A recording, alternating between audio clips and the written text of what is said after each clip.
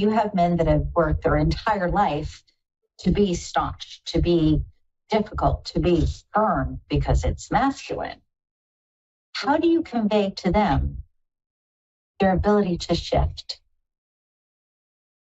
I try not to. Okay. I wrote the book, and if life happens, then eventually it's going to bring you to your knees through disappointment, hurt, failure, heartbreak, divorce, bankruptcy. And those are the stimulators that would put a man in the position of asking for help. And that is the beginning of the journey of saying, I can't do this with my own strength. I can't do this with my will. I can't pretend anymore that everything's fine. Because that's the way men are raised, is to, be okay with anything. And eventually things don't work out. And the pain of authentic heartbreak will bring a man to that book or to my coaching practice. And I don't need to convince him about anything. I don't need to sell him on the virtue of tears or getting vulnerable, getting real. I don't do that. I just work with people who have been humbled enough that they recognize the value already. And what if someone reads your book and says, well, I really got a lot out of it, but this whole self under construction, expect delays. How many delays am I supposed to expect? Well, Haley, I'm glad you asked. I think I would say to a man like that, come here, give me a hug. Tell me about your challenges, and let's connect, because it's a question that can't be answered. It's a question that comes from the desire to stay in control, and I can't really do anything with that. I don't want to relate to that. I would say, what's hurting you? And how can I help? Okay, because again, experience has shown that there are a lot of men that say, well, if I'm going to make this transformation, and there are women as well that feel this way, I need a time period. I need a deadline. And, throughout the book, you give amazing tools for people to become emotionally available. You get them, I love this sentence, this title, Get Naked with Clothes On. That's so perfect, because you're saying, reveal yourself, be vulnerable. Throughout the book, you make references, and I really enjoy the fact that you're not afraid to talk about the grief either. Because I feel that we have to, like you, get to a point where we just can't do it anymore. We have to surrender. And what's really fascinating is throughout all of your work, whether you are on your YouTube channel doing your little ditty for Dr. Seuss, or you're on stage, or you're writing, the few things that I have covered when I was investigating, because I don't let anybody on until I check them out, they all come back to be who you are, but be the best that you can be. You just don't phrase it that way. Mm-hmm. So I like that there's that corollary from one to the next to the next, and you're not insulting anybody's sense of self. If anything, you're enhancing their sense of self. Mm. And your book, Mindful Masculinity, I also like really and truly because a woman can read this and feel comfortable. Not to mention the fact a woman over a certain age doesn't need to wear glasses when she's reading the book. The font is a nice size. I have a feeling that was done intentionally. Yeah. There's been enough women who've reviewed the book that I'm thinking of changing the subtitle to a book for women and the men who want to keep them. Actually, I like that. Not that I don't like this, but I like that as well. Okay, a real quick question. because as people listen in, I'd like them to have the opportunity to check you out. Now, you have your YouTube station, and I know that's helped you kind of go viral. And that's a little bit of comedy, a little bit of sincerity, but definitely a lot of messages in everything that you do. You have your book, you have the other books. Where is the best place for somebody to go to connect with you and your material? The Internal Revenue Service has an office in Washington, D.C. No, scottsongs.com, www.scottsongs.com, SCOTTSONGS.com. They could just scroll down the homepage. They can click on the books. They could subscribe and stay connected to my world. Okay, perfect. Now that you brought up scottsongs.com, I would like to share with everybody that you can create a song on the spot. And you have. Thousands of times. On the spot. What sort of song, a little ditty, can you come up with that has to do with this evening and your book and our meeting? Oh, okay. Well, let me get my guitar. I'll be right back. Okay, well, Scott's getting his guitar. I wanted this to be fun because he's such a fun individual, and I think you'll enjoy whatever he comes up with.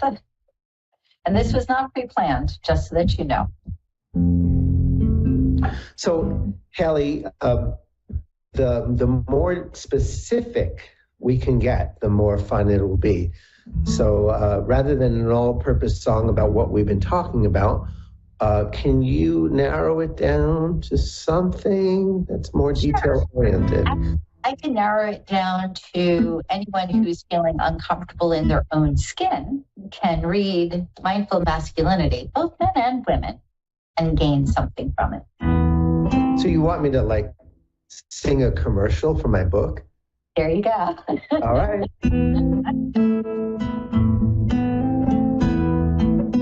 I feel deep within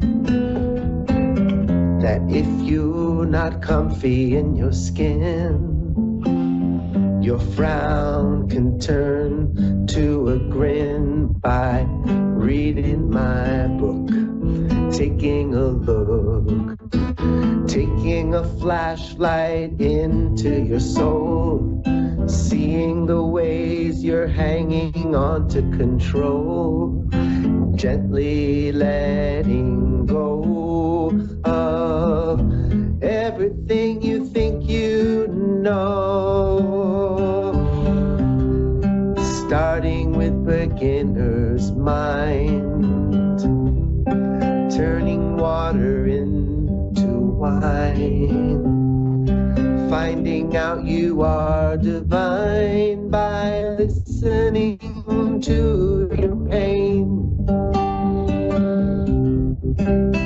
shining light on your fear and shame,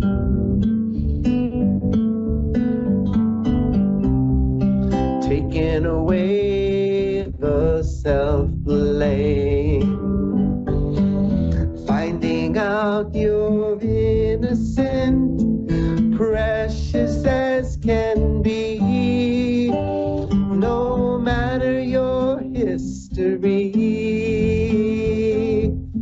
you've got a great destiny. Hey. Isn't that awesome? That could be your new jingle for your book. It's a long one. It's okay. I like it. Narrow it down.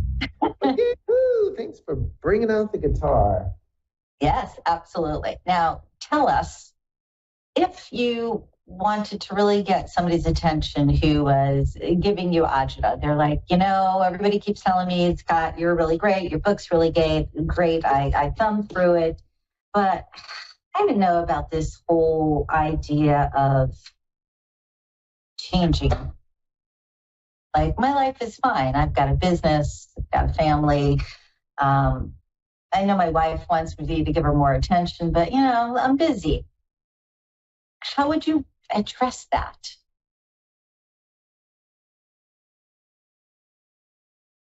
I would say, come back in 10 years. We'll talk again. But for the purpose of this podcast, and since you asked me the question, let's see, how would I address that? I would say to this person, this man probably, dude, you can continue on your path, but I want you to take a snapshot of your potential future.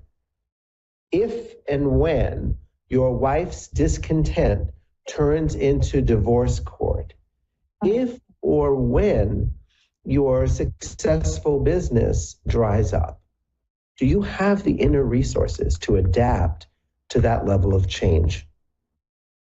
And if not, if you can foresee in your crystal balls that change will happen and your external success crumbling might just humble you to the point where you reach out for help, why not start now?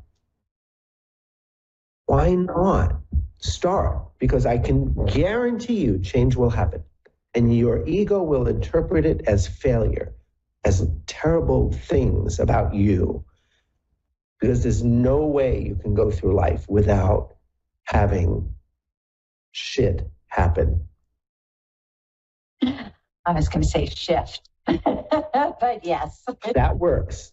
If you would like, for the purpose of the recording, we can edit that out and say shift. Dave can handle that. All kidding aside,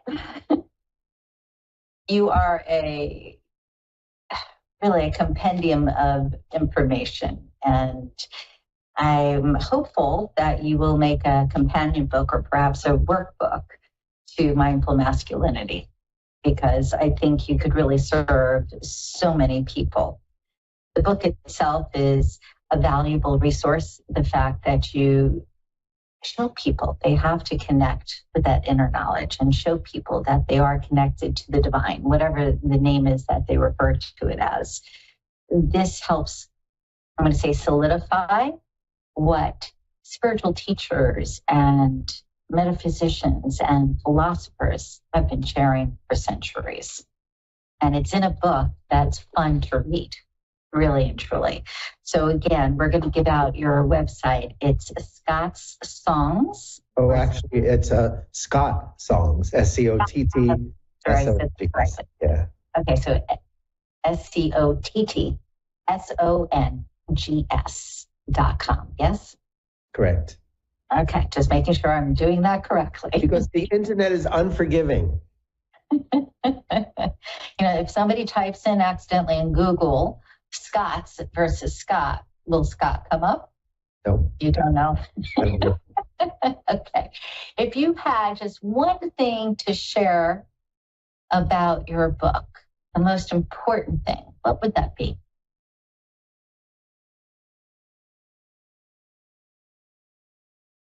We got to screen the questions better. I don't know. My mind's a blank. I would say there's a chapter about men's addiction to not feeling fear. And I would say that may be the most important chapter, because until a man can admit to himself and to the universe and to others how afraid, what's the platform, what's the foundation in which all of our desires, dreams, and addictions arise. And if we can really be honest and say, you know what, it's fear that I'm not enough. Fear that if I don't accomplish, I won't be lovable. If you can really be okay with how much fear is running your nervous system and your to-do list, or at least be honest about it, then the journey begins. The healing begins. So I would say that's probably the most important part of the book. It's the beginning of a chapter called a section with a lot of M's. It's, I think, number 5. Find it, becoming mindful. Or was it? Well, yeah, Haley, it's like section number, I have You probably have massive masculine migration from something to mindfulness. And just when I was looking at it earlier, I came across it again, and now, of course, I can't find it. That's all right. I bookmarked several things, and of course, I didn't bookmark that one. So it's a section in the book where each chapter is based on a certain emotion. There's joy, there's grief, there's fear, and there's anger. And it's what men need to learn about these 4 basic food groups. Right. That everybody carries. Yeah. Because and I so would often, say, getting in touch with your feelings and being okay with all of them, especially fear. Especially fear. Okay. Because we know that men compartmentalize.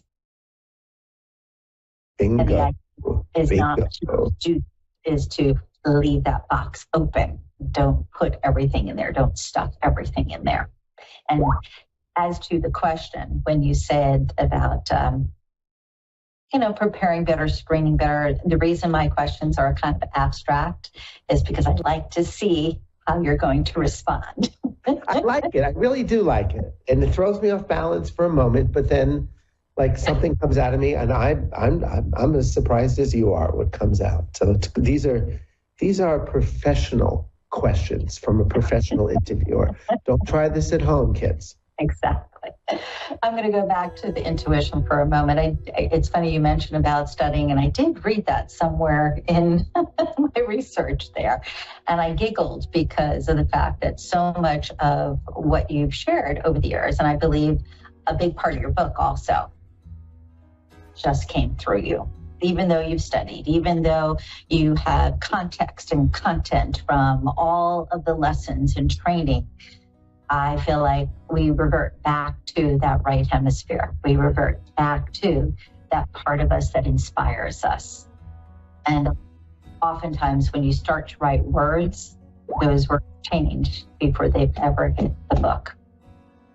I am so happy you could join me this evening. Once again, I'm going to give Scott's website, which is scottsongs.com, and that is SCOTTSONGS.com. Thank you so much for being here this evening. It really was a delight, and I hope I didn't throw you off too much. I just like to have fun. I love having fun. And I'm going to show your book one more time before we leave for this evening. It is backwards. Shouldn't be backwards, but it is. Mind Masculine.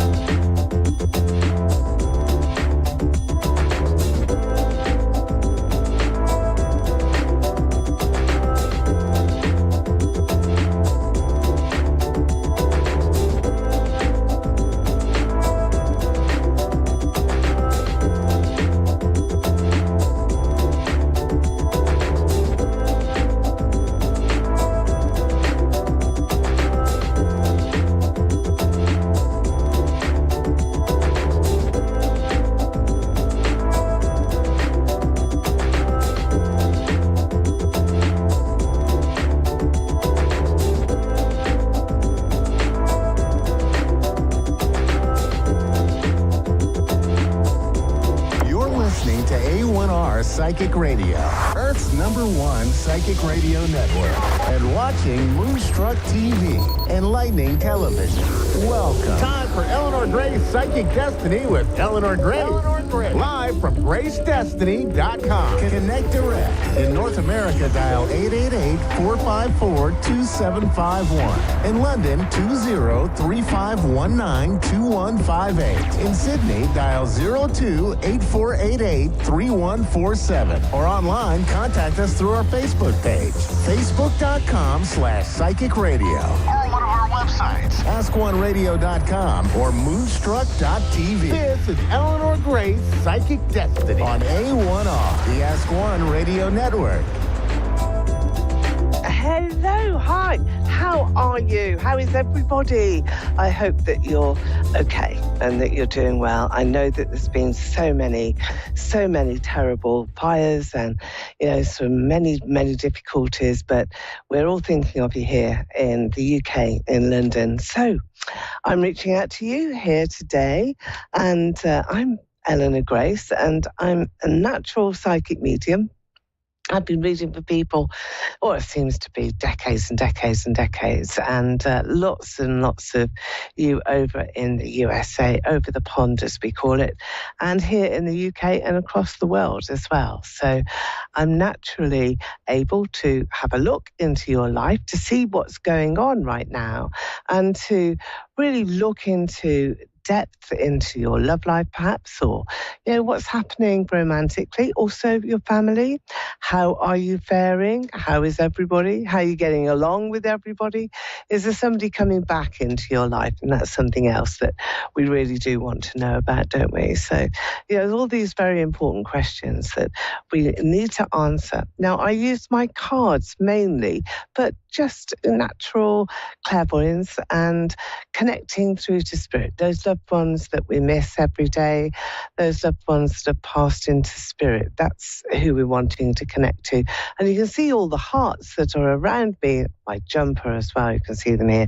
We've got gold hearts for those that we miss, those loved ones that have passed over, and also pink hearts, lots of pink hearts here for those loved ones that we want to connect to, perhaps reconnect to, perhaps get back with, or just really enhance our existing relationship so that we're looking at how we can embrace some love in our life. So that's really important. Now, to do that, need to connect to you. So you can do that by calling into the show. I'll be having a couple of callers very shortly. And you can get a personal private reading with me. And that's by going to my website, and that's gracedestiny.com. I am, in fact, doing a lady straight after the show here today, who is from California. So fingers crossed that everything's okay with her. And you can always get an email reading. They're fabulous. Lots of people have those. They really like them. It's a private record, really, of everything that is happening in your life. And again, you can get those on my psychic readings page, which is on my website. All the details are there, gracedestiny.com. Just go there, you'll find me. Now, let me see if I can take a card for all of you. That's what I want to do here today, to make sure that, well, we've got this one here. It's crossing over troubled waters. So it's really all about making sure that we're helping everybody to cross over troubled times. And we've certainly got those around us, haven't we? And all the water here. So the seafront and the sea being particularly relevant, I think, for everybody. So we're crossing over, we're helping, reaching out to everyone who really does need to have a little bit of help and some security around their lives right now. So that's important. Let's have a look at another card. Why not? We can take our time. This is all about some lovely images connected to your home. So we have got all of those homes being devastated. It's interesting, isn't it, that we've taken this card here and the next one here that is really sort of connecting to all of those disasters down in in the Palisades. Right, I've got Jamie here. Hello, is it Jamie on the line? Yes, it's there. Hello, hi, how are you today? I'm okay, how are you? Yeah, okay, not bad. Okay, let's see what we've got for you. Well, you're through to me. I'm Eleanor Grace, and I'm based in London, in the United Kingdom. Hi, and I'm reaching out to everybody, really, with you. So terrible, those fires, those disasters. So I'm just going to take a card for you, Janine. Now, you will be pushing up against it. I think that this is a watchword for you, particularly during January. So you must be feeling as though you've got obstacles that you can't really get rid of at the moment. I mean, is that something that is in fact happening to you, that you're feeling as though just pushing and that you can't get over? It's horrible, isn't it? It's feeling quite stuck and, why is this happening to me? Well, okay, let's have a look, a little bit of detail, and let me connect to you as well, because I can see you here contemplating a lot of your future activities, and I can see you in a garden. This is quite a formal garden. It's as though it's not your own garden, but a public gardens or gardens that are beautifully kept that you will go to. And here you've got peace and serenity around you. Now, the garden that I'm connecting to you is symbolic. It's all about new growth. It's all about you reaching the spring time, because I've got lots of flowers that are energized and, really making you feel fantastic. And we've got this card here, a 10 of coins. So something new is happening. For you here, Jamie, you'll be either taking on a new role in work or expecting to have an influx of funds, money, resources, assets. They're all about accumulative property, and that's what you have. Now, property can be your money, your real hard cash, what's in your pocket, in the bank, or it can be philosophically there that you're in for a lot of luck and you have wealth and prosperity to allow you to grow. In your situation, I think this is actual hard cash. I think this is money, real money that you've got at your disposal, and it's probably as a result of all of the hard pushing that you have done, sort of pushing your way up that hill. Very, very difficult to do. And I think that that's now where you're at. I think that you've got some really good times to come. You've got to negotiate, though. You've drawn the Devil card here. Devil is really very positive. It's all about being in a good position, able to negotiate, able to get what you want. But the Devil does tell you to look at the detail. It's that saying, isn't it? The devil's in the detail. And that's what I feel is there with you.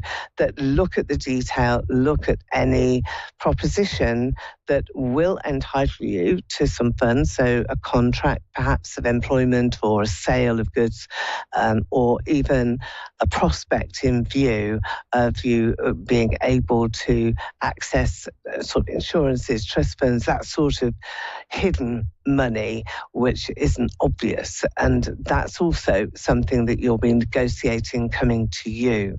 So they're very interesting set of cards. It's really setting you up to say to you, look, you have got circumstances around you that are very, very positive, very fortunate. Not many people have them, and it's now time to take advantage, stop pushing up this hill, take a breakthrough, take a decision, take a chance. You have got a man here representing authority, very clever professional person that I think is advising you.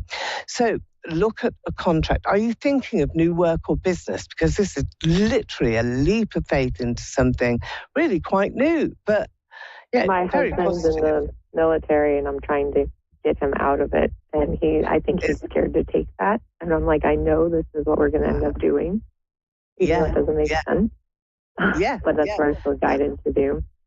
Yeah, and does that actually mean that there will be an influx of money? So hard cash, will he get a settlement or some sort of deal? Because there's money here that the two of you will have. There's prosperity and a lucrative position going forward. However that comes in, you're going to be in the position to negotiate that, and you're going to negotiate it hard because it is around your property, your assets, everything that makes you, that makes your life really go forward in the best way that you can. I think that this professional person that is the King of Swords that you've drawn here, Jamie, is the person that is going to help you. It's a man. He will be a lawyer or a person particularly with regard to aiding and abetting you in perhaps the military or some sort of tribunal case as well. But whatever that is, don't worry about it. Just roll with it. Go with it, go with the flow, because you have the Sun card next. This is the best card that you could possibly get.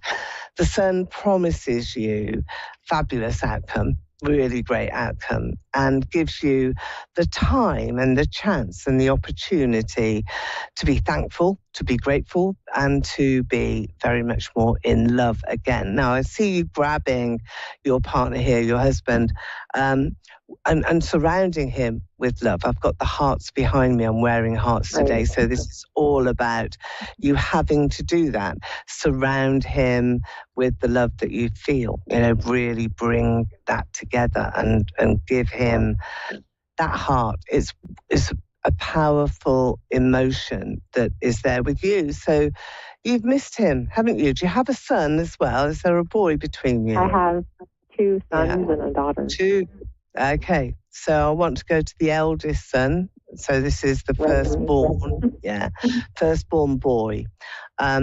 He, I think, is a great help and a great support to you, even though he's perhaps not saying so vocally.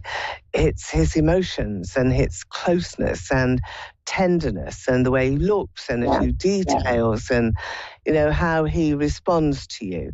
I see him growing and being a great man. I feel he has the capacity to go very far in his life, and he will take on responsibility. He will take on a role which is making him being looked up to by other people. Other people will regard him highly. So I feel that he will be in really quite a professional role, so he has status. He will have status around him, and that will mean so much to you. You'll be thinking, oh my goodness me, how did this happen? How can I be in this position?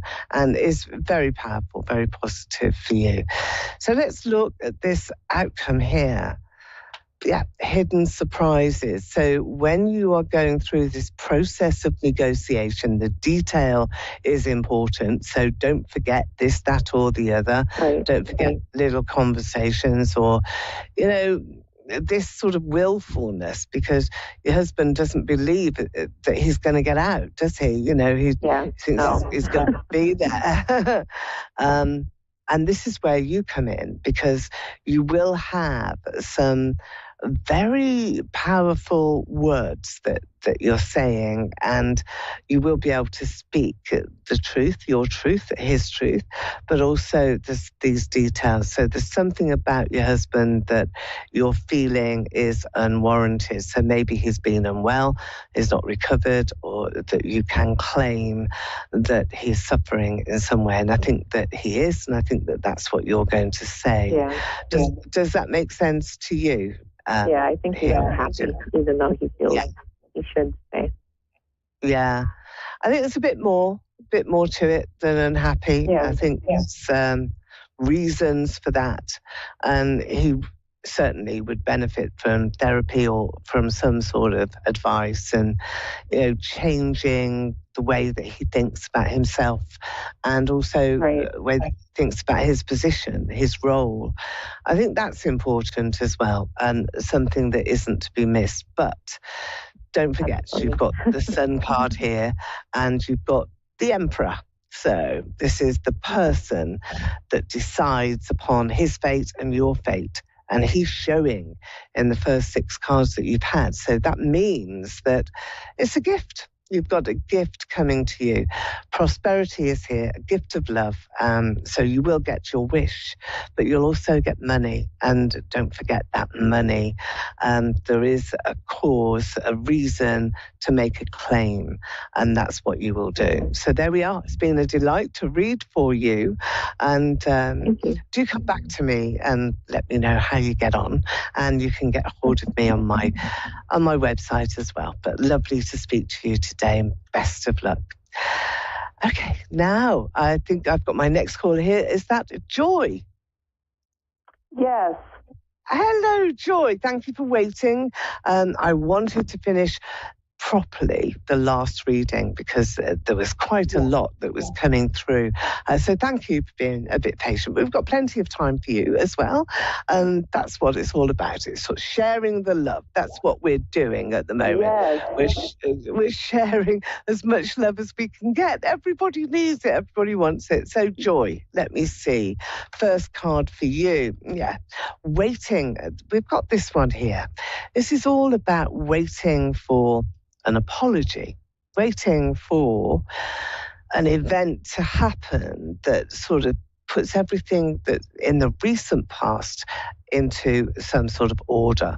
So you're trying now, and at the moment you will be trying to make sense of things that have gone wrong and perhaps have been unjustly thrown in your direction. I feel that there's an unjust situation and that you need a remedy for that, and you don't know where that's going to come from. And what I'm asking you to do here is just really trust in the process, trust in what I'm saying to you, because you're going to get some surprises that are going to be coming your way.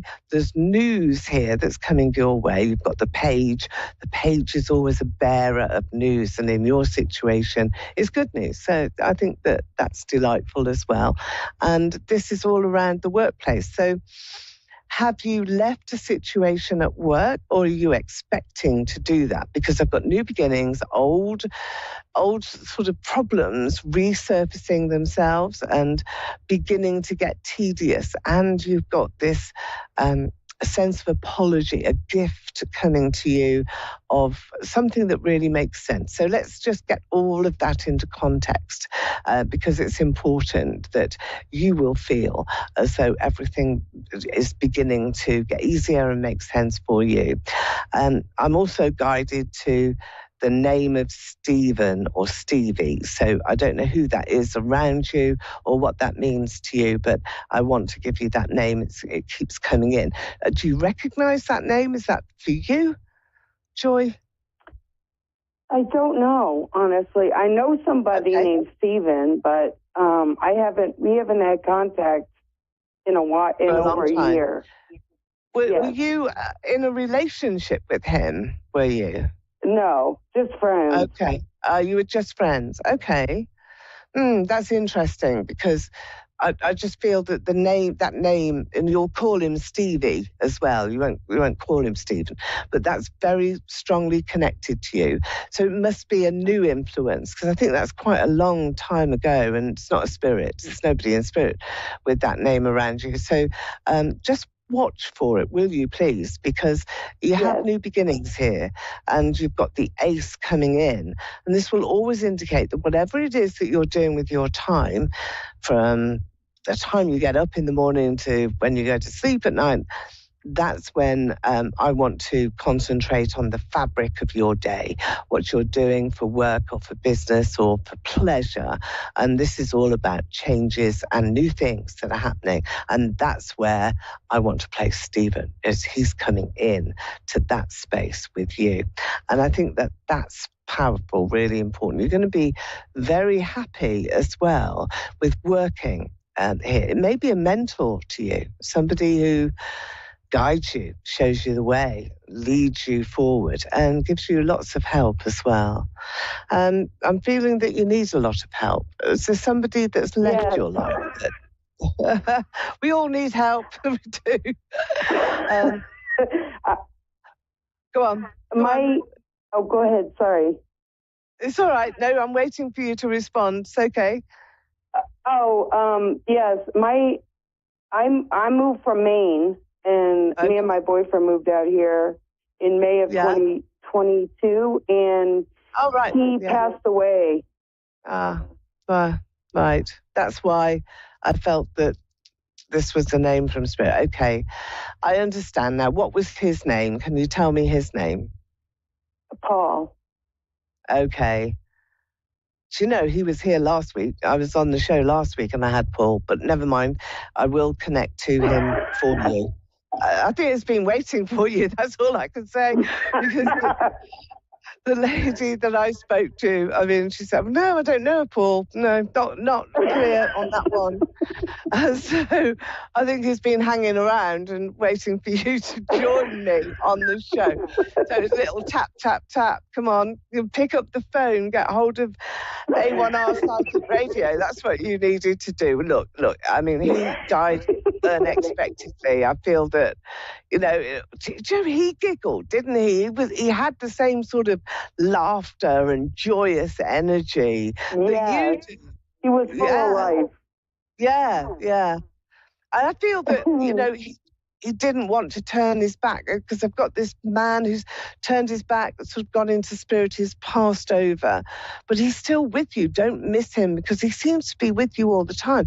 When you look in a mirror, do you feel as though there's a shadow and that you may see him? Because I've got mirrors being quite important, particularly in your bedroom, particularly when you go to sleep at night. And you're waking up, aren't you, about 3, 4 in the morning? I've got you waking up, and it seems as though what you want the light on, or, you know, you're not comfortable anyway with sleeping. I feel that he's there. He comes into your subconscious. You must have dreamt about him recently, because there's cats as well that seem to be around your premises or around your home. Does a neighbour have cats, or do you not like them? Is that what is going on? What is it? I love cats. I love all animals, but I'm allergic to cats. But that's what it is. I love animals. Yeah. Well, there's lots of cats around you, and I felt that they were from neighbours. Now, they're bringing in that psychic sense, and that's why I'm seeing them, because they're, you know, it's about intuition. It's about you homing in on that connection that I want you to make to Paul, because he's trying to come through to you all the time. And that's why I'm being told here, well, there's the cats, they're all around. That's heightening your psychic intuition. Do you know what? When you don't need that spiritual connection, the cats just disappear. They do all the time. I promise you, it happens all the time that, you know, these cats are around, and then you've got your connection, you're speaking to your spirit, and they just hide or disappear. They just don't come anywhere near. Or somebody buys a dog, which maybe has the same effect as the dog. Right. But if that happens, then the same result is there, that, you know, you've made your connection spiritually. Yes. I think you've got a very infectious laugh. I love it. I love your laugh. Look, you've got separation of ties. So I think that you are moving again. Is this in your plan? Because you are moving to a place where it's more supportive, that you've got more people around you, that you're enjoying your life more, and that you feel more at home. Is that what you're thinking of doing? Okay. Well, I think that by June this year, June 2025, you'll have achieved that. It will be there, and you will be putting down roots in a new home for yourself. It's marvelous. It really is marvelous. It's going to give you that great sense of satisfaction. Now, here is the man. Now, I'm going to say it. You may not accept it at the moment, but I feel that the name Stevie is what you would call a bit like Stevie Wonder, but Stevie, you will call him that name, and he is being sent to you from Paul. Paul is sending you a partner, a person. Oh, seriously, I know this. I've got teardrops. There's tears that are falling. That's from Paul, but he's happy. He wants you to know he's happy for you. You've got a life to live now, and he wants you to live it. Did he have boots? What was it about the boots? Did you buy him some boots, or was there a problem with boots? The cowboy boots. He always wanted them, and I bought them for him. Well, he was telling you, I remember the boots. He's got them. I can see them. His boots. It's so funny. What a wonderful message for you. So, Paul has got his boots. Something? Yeah. Go for it. What do you? Do you see a time frame of when I might meet this person? June 2025. This year. It's time to get a move on now. It's time to get a move on. Yeah? So, what do we want, Joy? Thank you. We want to really make sure that you're doing absolutely everything that you can to look as wonderful as you can be, and to be as happy in your heart, knowing that Paul is with you, is communicated to you. The cats will disappear, I'm sure now, because it is making you, the allergy is getting worse, the sneezing and the itching, itchy skin, waking up in the middle of the night. Do you get itchy skin, Joy? Is that something that happens? You want to rub your skin. Well, you know from Paul that he's got his boots and he's not letting go of his boots. He's telling you that, so you know that. He wants to make you laugh, and he's sending you somebody to take care of you, take care of your heart, and to take care of you, help you with the bills, with life, with the ups and downs, and to make you feel better, warmer inside, because you've got such a warm heart, such a warm personality, and that's what you've got to maintain. You've got to keep that going. And here, this is your final card here, is the Two of Cups. It's all about a new relationship and being connected, brought together purposely, brought together on purpose, so that you can feel happy and so that you can be in love again. And even though that's hard to imagine, even hard to contemplate perhaps, being in love is a wonderful thing. And we love different people for different reasons and in different ways. And you'll never love Stevie in the same way that you have loved Paul. But he's there for you, and he's there in your future. And I do wish you so much happiness, because you deserve it. You've been through a lot, but you need to move in order to get that. Where you are situated right now is not doing anything for you. And there's a new role, a new job, and that's going to be granted to you as well, because a handshake coming and a contract that's there. Joy, I wish you all the joy in the world for this year, and I'm sure it's there for you. It's been a pleasure reading for you, and I love your lovely laughter. And let's keep laughing throughout 2025. And do come back to me and let me know. Okay, well, thank you for joining me today on A1R Psychic Radio and Moonstruck TV, and I hope that you will join me again next week. I've been Eleanor Grace, and I'm in London in the United Kingdom. Lots of love to you all, and great blessings to all of those wonderful firefighters and all those loved ones out there. See you next week.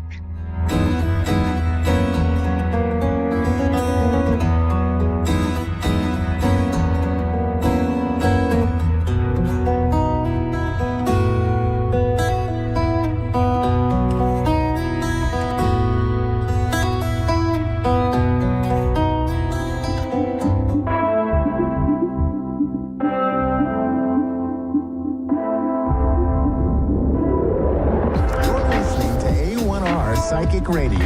Earth's #1 psychic radio network, and watching Moonstruck TV, enlightening television. Welcome. Time for the Mini Medium with Stephanie Cowan. Live from carolwithsteph.net. Connect direct. In North America, dial 888-454-2751. In London, 20-3519-2158. In Sydney, dial 02-8488-3147. Or online, contact us through our Facebook page, facebook.com/psychic radio. Or one of our websites, askoneradio.com or moonstruck.tv. This is the Mini Media on A1R, the Ask One Radio Network. All right. Hi, guys. Hello, hello. Happy Wednesday. Happy hump day. I am your mini medium on the A1R Psychic Radio and the wonderful, beautiful, amazing Moonstruck TV. I am telling you, I'm happy that I made it today. Let me tell you, technology is not my friend, and but I am trying to become friends with technology. So I'm just happy that I was able to get my device working today. And it's, I keep thinking, wait a minute, is it Mercury retrograde? No, not yet. So I can't blame it on that. I can't really blame it on the moon either, because we're really not in any kind of crazy moon energy, at least not that I'm aware of anyway. But we are in this very interesting Saturn-like energy as we go into this whole year. And the number 8 being such a significant number, being that the number 8 is the karmic energy. And so if you think about the number 8 being the infinity symbol, that really represents, that flow of energy, whether it be good or bad, but you definitely want to make sure that you're putting out that good energy. So I'm trying. I'm trying. Some days I feel like our human side gets a little bit louder than our soulful side, and then we just, have our moments of tantrums. So, but regardless, things are good. I am here. I'm so excited. We are at the end of January. I don't know about you all, but I am actually very happy to be done with January. So, January, I don't know about you guys, but January has been a tough one for me. So it's been definitely, when they say that that January goes by really slow. I saw a meme the other day, I'll tell you really quick, funny kind of thing. And it said something to the effect that every month has at least 28 days, except for January, and it has 750, which I feel like that some days. However, I should say some years, but this year with January, it's just been gone by fast, but it's been a bit of a challenging January. So I have asked a lot of my clients that I see, I probably do about 15, 20 readings a week, private readings, and a good portion of my clients have said, yes, they are ready for the 31st and they are ready for February 1st. So anyhow, but let's celebrate the end of January going into February. And as usual, I have our affirmation. And the number that I've been drawn to today is the number 16. So for those who maybe are like, okay, what's this about? I feel like I'm on Sesame Street, right? When they have the number of the day or the letter of the day. But anytime that I do my podcast or even just readings, I will pay attention to signs, symbols, messages, visions, whatever it may be. And today the number 16 has been very strong. So there's got to be a reason for it. If you missed last week's podcast, go listen to it. It was incredible. The 26 was my number, and the amazing father that called in wanted to connect with his daughter who had passed, and she happened to pass at the age of 26. So that's how my vision. So 16 is going to connect with somebody. I can feel it. I already have a connection with a soul that's been kind of with me today. So we'll see how that comes about. Anyhow, so the affirmation for the week, and this is for everybody, and I hope this resonates. The affirmation says, when I don't know what is happening, I choose to be curious and excited about what is going to be. I'll read it one more time. When I don't know what is happening, I choose to be curious and excited about what is going to be. So this is letting go of that control, right? Letting go of not necessarily needing or having to have all the answers, just trusting in the universe, just being curious about, even for me, why some of the things this month happened for me. What do I have to learn from it? Move forward and be an even more amazing human being, right? And isn't that the goal? Isn't that the goal, to be the best version of ourselves, right? So I hope this resonates with some of you, if not all of you, and you can apply that into the week. So we're going to get right down to business. So I'm going to take my first caller, and I have Marky, and Marky's from Fresno, California. Hi, Marky. This is the mini medium. How are you?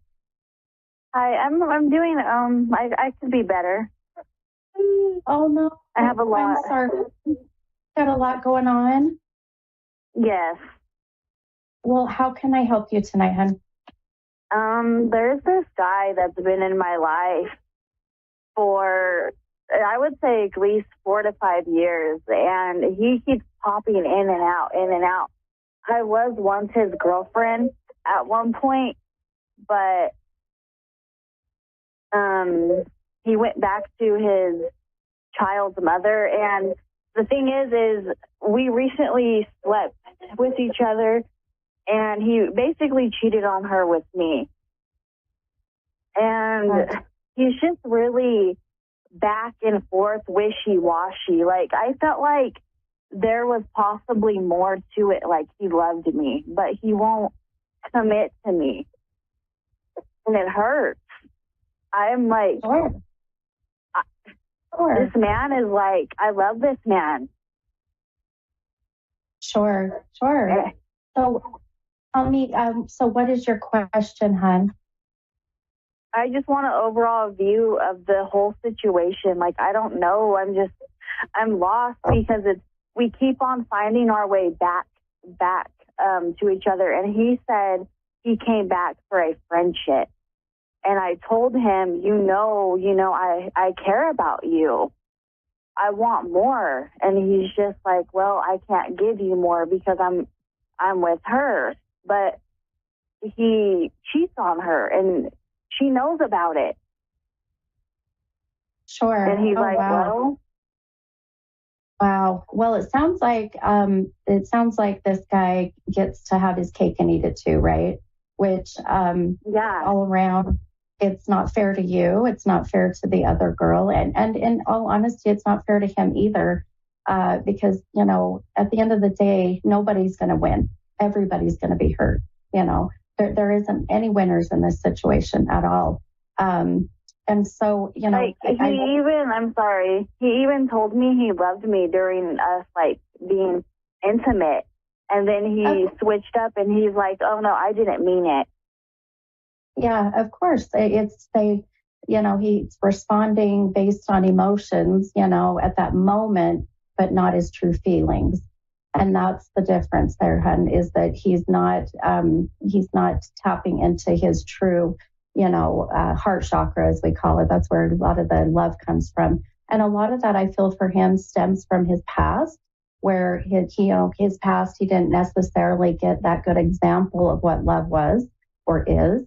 And so now his perception of love is so different than what yours is. And I would assume this other gal too. I can't imagine. I mean, maybe some people teach their own.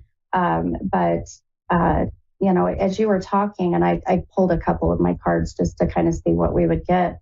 And one of the cards that pulled, I'm going to show it on camera if you go back and watch on YouTube. But go ahead. He even told me, and it hurts me so bad because he told me, well, what if we wait and finish school? Because I thought I was pregnant. I don't know if I could be, because we slept with each other. We didn't use nothing, and I'm not on anything. And he was like, well, if you're not, what if we just wait until I finish school and then I could give you what you want? Like, he gave a whole... And then he turned around and he was like, no, I didn't mean it. And so I'm like, what do you mean? You're in and out. You love me. You don't. You keep on coming back. Right. Why does this man keep coming back? Well, I'll tell you, are you familiar with or have you ever heard of what a twin flame is? Yeah. Okay. So you, without a doubt, the two of you have a very twin flame energy or relationship together. And what that is, and just to kind of explain it to listeners that don't know, but a twin flame is one soul that at one time came down, to earth, if you will. And that soul split into two. One soul is born into your body, the other is born into his. Now, what happens is because at one time, now you're not soulmates, but at one time you are one soul. So what happens is that magnetic pull pulls the two of you together. And so like just randomly, you could be somewhere that he wouldn't even really need to be, or you wouldn't even think he would be. And then you run into him, or you end the relationship. You're like, I'm done. And then all of a sudden he's popping up out of nowhere. This is that magnetic, energetic. That's the pull the two of you have. Now, here's the kind of the caveat to that is that twin flames, and it kills me to tell you, hon, but twin flames are not meant to be together. Twin flames are meant to be a chapter in your big old novel of life. And so he's come into your life for a reason, without a doubt, but he's come into your life to show you what your shadow self is needing to look at. So basically, to kind of explain that, when you guys are together, your soul sees the work that needs to be done for yourself, and his soul sees the work that needs to be done for himself. So you guys have that kind of that shadow work, that shadow energy. So this relationship's never going to work, hon. And it's just because right now the two of you are not on the same page by all means at all. And I sit here and I ask, and please know, with all respect, and I can tell you have a beautiful energy. I can tell you have an unconditional love, like an enormous amount of unconditional love. Why? I can tell that there's, so many other, as they say, fish in the sea, and I'll tell you, I'm going to answer your why for a minute as far as what I think. It's because you guys have that twin flame energy. You're just drawn to each other. And I even just pulling a couple cards for you just to see validation wise. But one of the cards you pulled is this Page of Cups card, and it came out of the deck upside down. So a page, if you're in your chapter, let's say we'll call it the chapter of whatever this guy's name is. And then now you're getting ready to turn a new page. So it's like when they say, well, I'm turning a new leaf in my life. You're getting ready to turn this new page, but kind of the big but to it is that the cup that's reversed, that's upside down. If you think of a cup that is turned upside down, you can't fill that cup up, hon. You can't fill it up, nor will it ever be filled. So now your next step is to turn the next page into your next chapter, end this chapter, and turn that dang cup right side up and start filling up your cup. You deserve better, hon. You deserve better, it breaks my heart to know that, sometimes these things happen where they'll tell you exactly what you want to hear. They'll do exactly what you want to do, and then completely turn around and do the opposite, it's hard because I know I can feel the love that you have for him. Absolutely. Without a doubt. But if your free will choice is to decide to go ahead and part ways, which that's what I see happening, please just be mindful and be prepared that there will be a lot of manipulation and a lot of pull from him wanting to bring you back, because he's going to see that he no longer has that control. So please watch for that. What do you call it?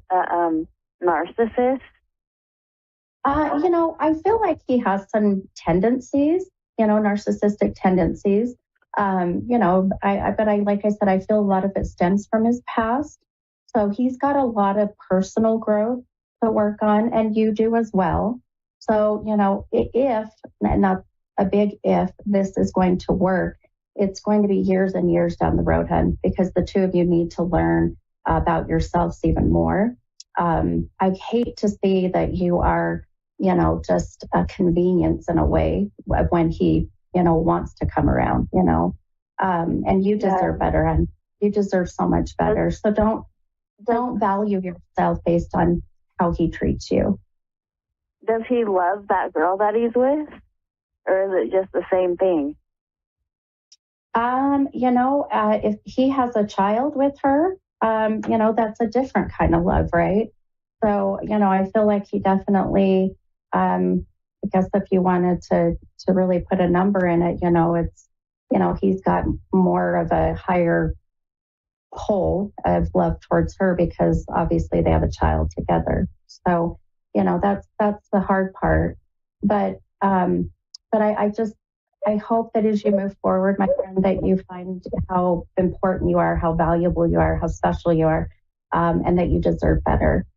So just keep that in mind as you move forward, okay?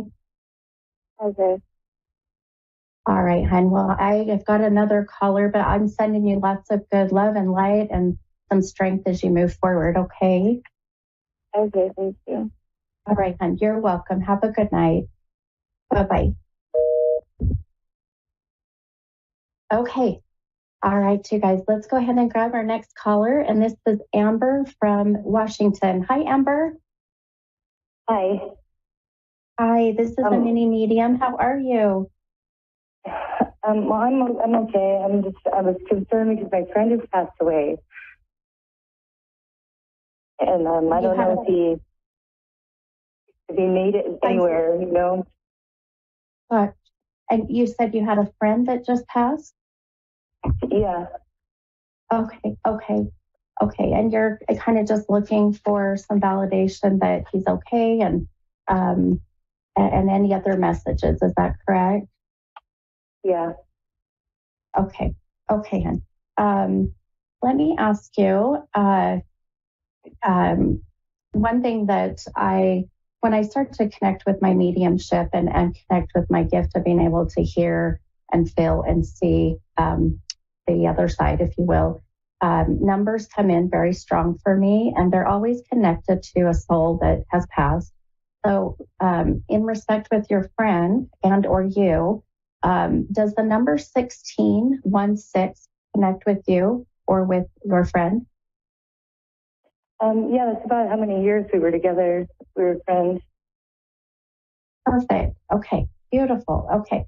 The other thing I was getting too, I kept getting a 2-syllable M name. M, like Matthew or Michael, like 2-syllable M. Marcus. His name is Marcus? His name is Mark. Yeah. Yeah. I think your friend Marcus has been with me today, hon. Which I think is beautiful. I always tell people that anytime that I do my podcast and I have these strong souls, that I can't ever ignore the signs or the symbols. So without a doubt, him even just giving me his name and the years that you both have known each other, it's just validating that he is at peace, that he did make it to the other side in that bright white light with God, if you will. I cannot channel souls that do not walk within that bright white light. So now he does show me that I just now got that he really struggled. He's shown me some issues with anxiety, with depression, because my head's starting to get foggy, and that's always my sign of issues with that. Does that make sense? Yeah, he heard voices in his head. He was undiagnosed schizophrenic. Right. Okay, hon. Well, I without a doubt feel like we have Marcus here. Which I love. It's always so beautiful when our loved ones in spirit just align us so beautifully. With as many people that request readings, that call in, I'll tell you, your loved ones are very powerful to make sure that you get connected with the right person. So without a doubt, you were meant to connect with me. I was meant to hear his name earlier. Okay. I'm sorry. If I'm quiet, I promise I'm here. I'm just listening. to him. Okay. Okay.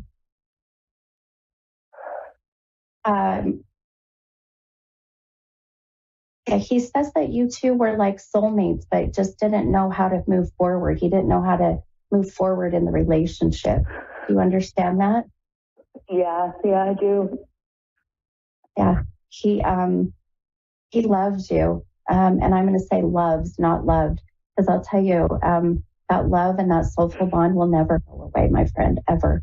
And I feel like that he just didn't want to, in a sense, ruin the relationship if anything were to go further. But he's so grateful for the time that he had with you. Okay. He says, tell her I'm her knight in shining armor. I just heard a knight in shining, like your knight. Do you understand that? Yeah, he always pictured himself really muscular and really like a superhero, but he seemed the total opposite at times. Yeah. But yeah. He thought he was like a superhero. I love it. Well, now that he's in the spiritual realm, he's like, he can be his complete, healthy, but also powerful self, so that's where he's saying that, he's without a doubt going to be your protector, especially moving forward throughout your life. Yes, absolutely. He says to say hi to my baby girl. I hear him say I said hi to my baby girl. Not sure. Do you understand that? Oh, my cat. Yeah, he just showed me a fur baby. Yes, he's a baby. I love that. He just showed me a fur baby. That's too cute. I love it. Do you speak to his mom? His mom passed away when he was 7 months, and his grandma passed away just like 5 years ago. And so I was pretty much like the only family that cared about him. Oh, okay. Just to make sure I'm interpreting this correctly, because he just kept saying, I'm with mom. And I couldn't quite understand if he meant he was with mom in spirit or here in the physical. So even at 7 months so old. I got to meet his mom. Cool. He's with, yeah, and it's so cute. He says, I'm with mama. He says, mama. He says, I'm with mama. Yeah, he was a baby when she died. Oh, my goodness. So sad.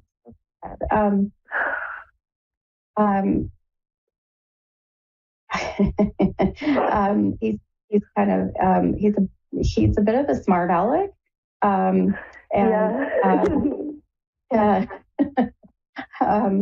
He preferred that I say a different word, but for radio reasons, we're gonna rated G that, but because I can hear him saying different words, but he's hilarious. But he also wants to. He says, "Just color your hair, damn it! Just color your hair." Do you understand that? I always do something and always dyeing it or cutting it or something. Oh my gosh, I love it. You must be thinking about doing it, or you just did it, because that's where he's like, just do it. He didn't care. He loved it either way. But yeah, so funny. So here's what's interesting. I love his energy. He's got great energy. But one thing that he's shown me too is that I'm visually picking up on some things. When souls cross over and then they want to send us signs or symbols, messages, whatever it may be, very typical. They'll send butterflies or dragonflies or whatever it may be. And he's a bit hilarious because he's showing me that he connects a little bit with dragonflies. So I feel like that's one to be mindful of. I do feel like that he wants you to know when you see these dragonflies. But this is the weirdest vision, and I hope you understand. But he wants you to be mindful of the mice or the rats. I have no idea why he's showing me rats or mice. But he said rats in the night. We used to live in the woods together. And my ex was really abusive, and he's getting out of jail soon. And we all lived together in the woods, and there were so many rats. And this guy would hide and do mean stuff to both of us, and like that. So, wow. Oh my gosh. Oh, sweetheart. Oh my gosh. Well, no wonder why. I never I never question nor I try to figure out my visions anymore. I just say it, and most, if not all the time, people understand and connect with it. I'm so glad you connected with the rats. I couldn't quite. So many. Oh, that gives me goosebumps. That gives me chills. Yeah. No, I'll tell you, hon, I know my time is wrapping up with my show, but one thing that I do have, and just after my show here, it's in about an hour, 15 minutes, Mountain Time at 7:45. On my Facebook page called Mini Medium, I do about 2 hours of free readings, connect with love and spirit. Feel free to hop on and let me know who you are and, how strong that Marcus is, with picking up so much validations that fit beautifully. I wouldn't have any doubt that he's not going to leave me anytime soon. So just keep that in mind. But I appreciate you calling, hon, and I hope this gave you some peace and comfort. Yeah, thank you so much. Yeah, he's like that. He's a clinger. Oh, yes, he is. I love it. Well, if you have some time, hop on tonight, okay? Okay, thank you so much. All right. You're so welcome. Have a good night. Thank you. Bye-bye. Bye-bye. All right, my friends, what a beautiful night. Definitely some different readings and wrap up the 31st of January. Let's move into February. I will see you guys next Wednesday. Take care, guys. Bye-bye.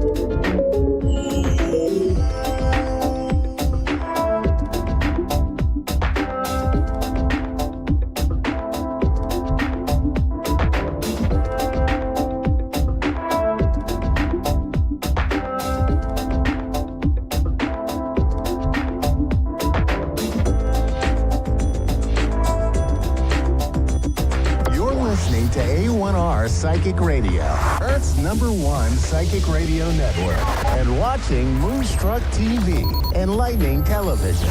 Welcome. Time for Soul Star Connections with Azrael. Live from Azrael.love. Connect direct. In North America, dial 888-454-2751. In London, 20-3519-2158. In Sydney, dial 02-8488-3147. Or online, contact us through our Facebook page, facebook.com/psychic radio. Or one of our websites, askoneradio.com or moonstruck.tv. This is Soul Star Connection on A1R, the Ask One Radio Network. Hi, everybody. Namaste. I'm Azrael Zemanek, and I'm coming to you today live from Nashville, Tennessee. I hope you're all well. I hope you're all wonderful, and I hope you're all staying warm. It is quite cold out there for most of us in the United States right now, and it looks like it's going to stay cold for a while. So I thought I'd start today with a very grounding meditation.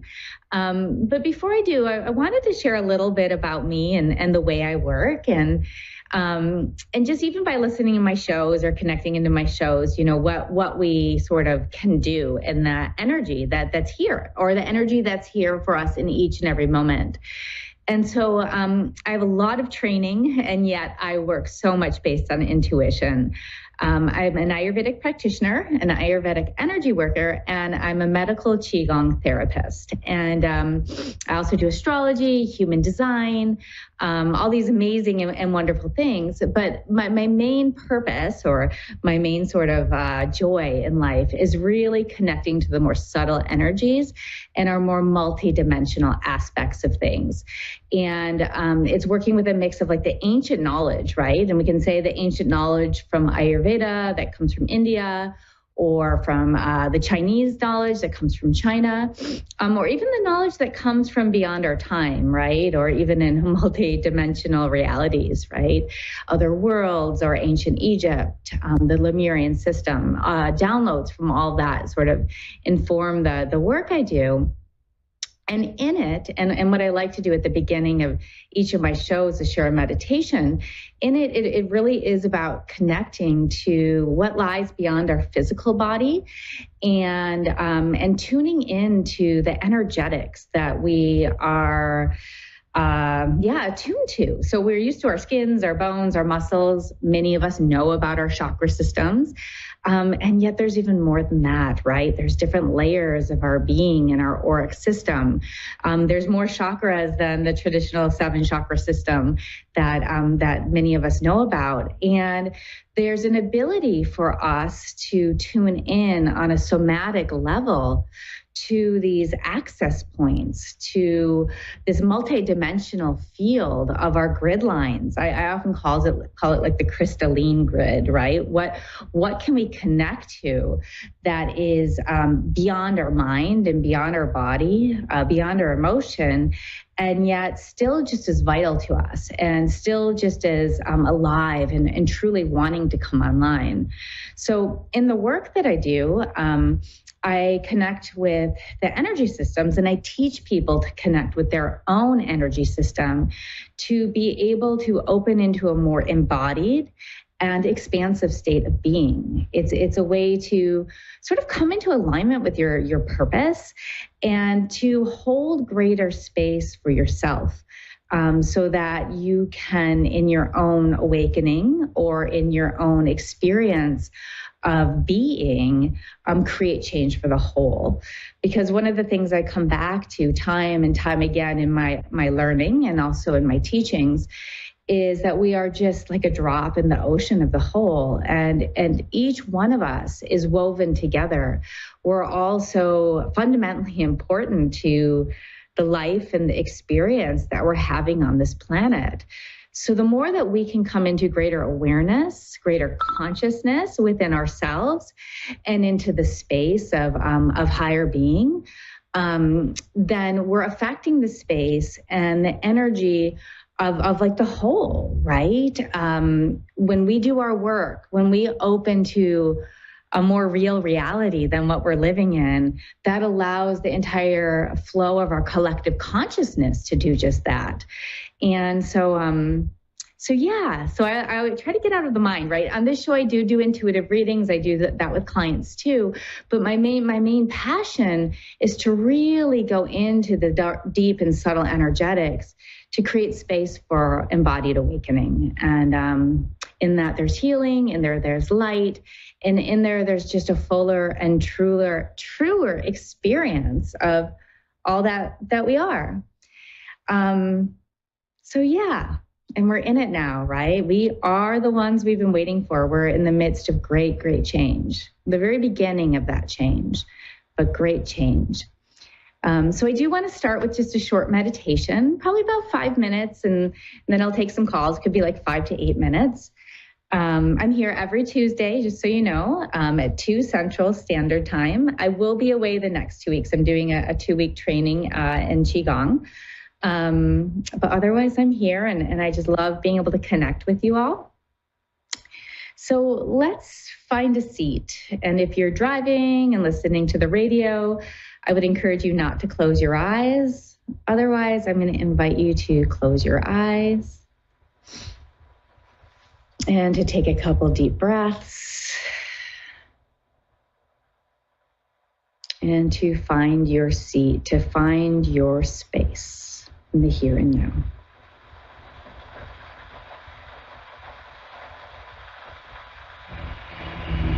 And then notice where you are in your body in this moment. Notice if you're in your body in this moment. And one of the ways we can instantly come into our body is by just starting to notice the places where we're touching the earth, or the seat, the chair.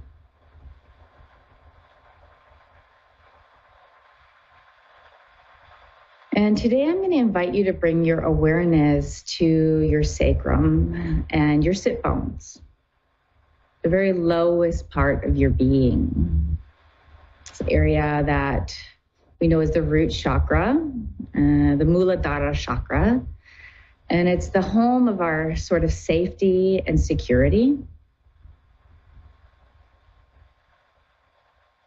It's the imprint or the energy that we sort of carry over from past lives or from ancestral energies that allow us to feel like we belong, that we are held, and that we can be in these bodies, which for so many of us is really hard sometimes, right? To connect with that. To know that we can be here as ourselves and survive.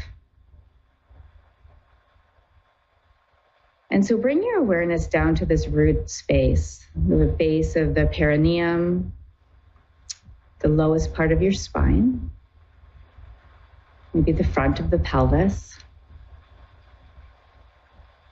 And I'd like you to start to just notice, what does it feel like there?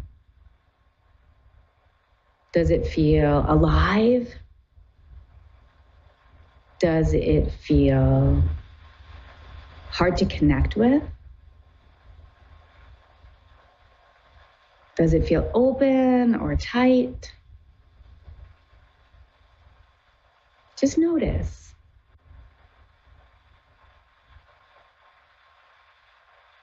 And then start to bring your breath there. And as you breathe into this area, sending the awareness of your breath and your mind to this area, I'd like you to imagine a beautiful ring of light, a circle of light. And imagine on the exhale that this light moves through this pelvic area. It might move out, it might move down, it might just stay in place and vibrate, but move in the way that feels right for you. Your body will know.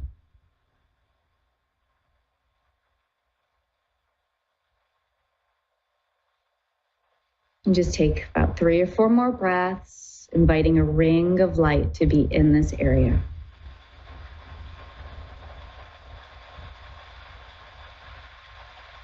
Maybe noticing some sensations.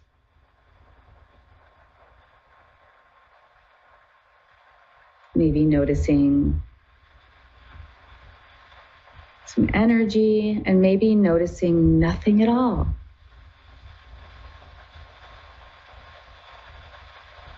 Okay.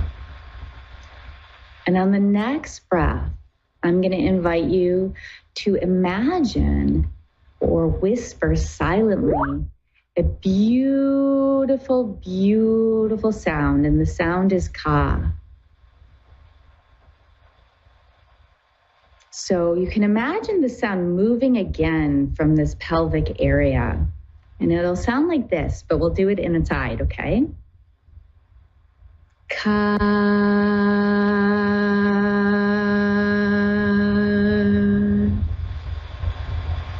And let's do that 4 more times. Imagining almost as if your root, your sacral area, was allowing this beautiful vibration of sound, bringing balancing, bringing space, bringing life.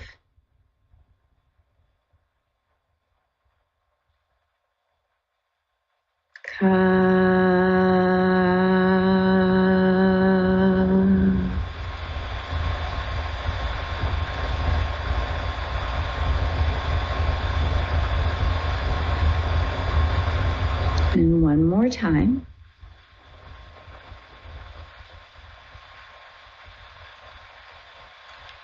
This time letting it go completely.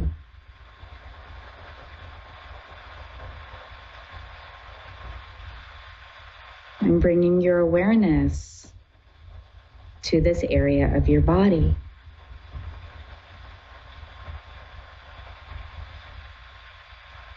And inviting in a beautiful color of red. It's a beautiful color. Rich, radiant,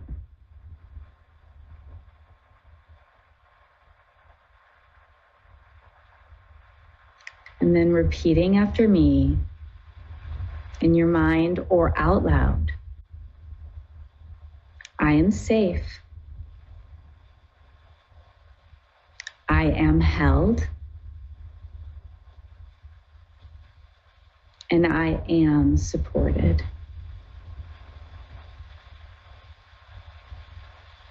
And we'll do that 2 more times. I am safe. I am held. And I am supported.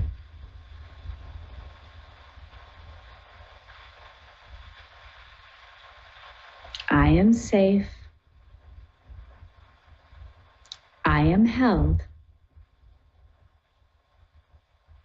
And I am supported.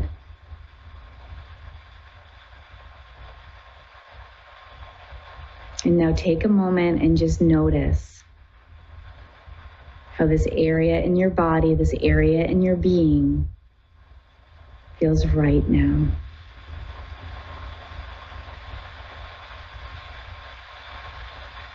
Knowing if you feel like you need extra support, you can bring your thumbs to your palms and make fists with the hands softly curled around the thumbs.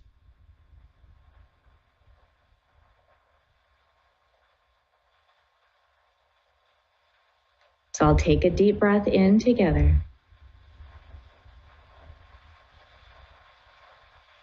Exhaling, opening our eyes. And knowing this simple practice is one to bring us into our body, bring strength and radiance into our root chakra, and allow us to more fully be all we are.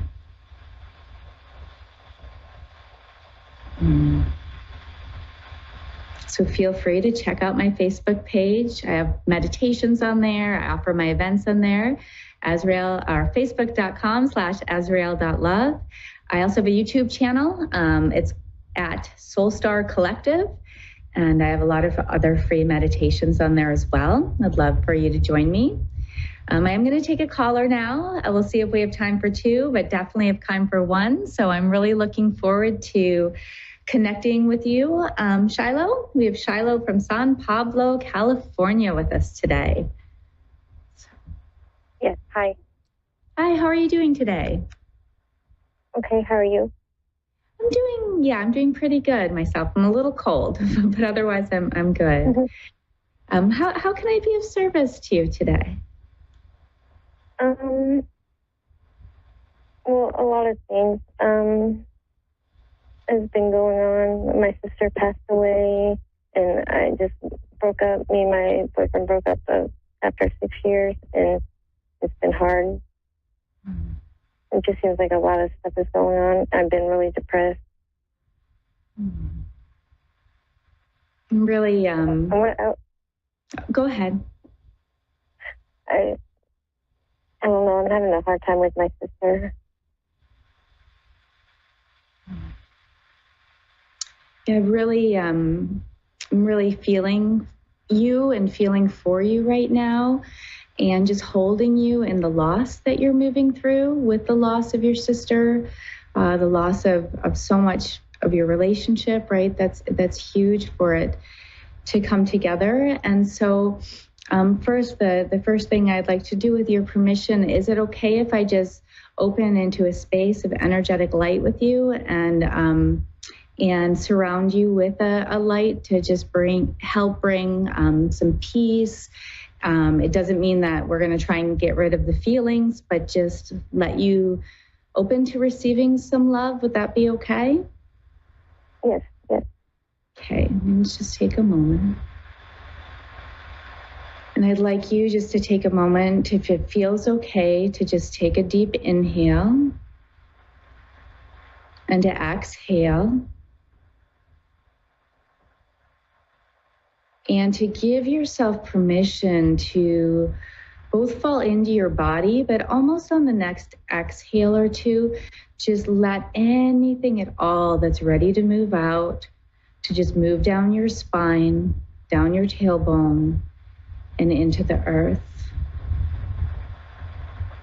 And at this time, I'm just calling in guides and angels, especially the ones that are here to work with you at this time. And the way that I'm seeing them surrounding you. They're probably, I'd say, the ones that are more your guardian energies and guardian angels are about 3 to 5 feet away. And then there's some higher energies that are a little bit further away. And they're just sending you this beautiful pink and golden light right now. And just inviting you to, you don't have to do anything. Just know that they're there, that they're surrounding you. The pink is to bring in the light of the heart of universal love. And the golden is to bring this beautiful grounding energy to allow your system to settle and to allow you to be held, because right now you're holding so much for yourself. So much.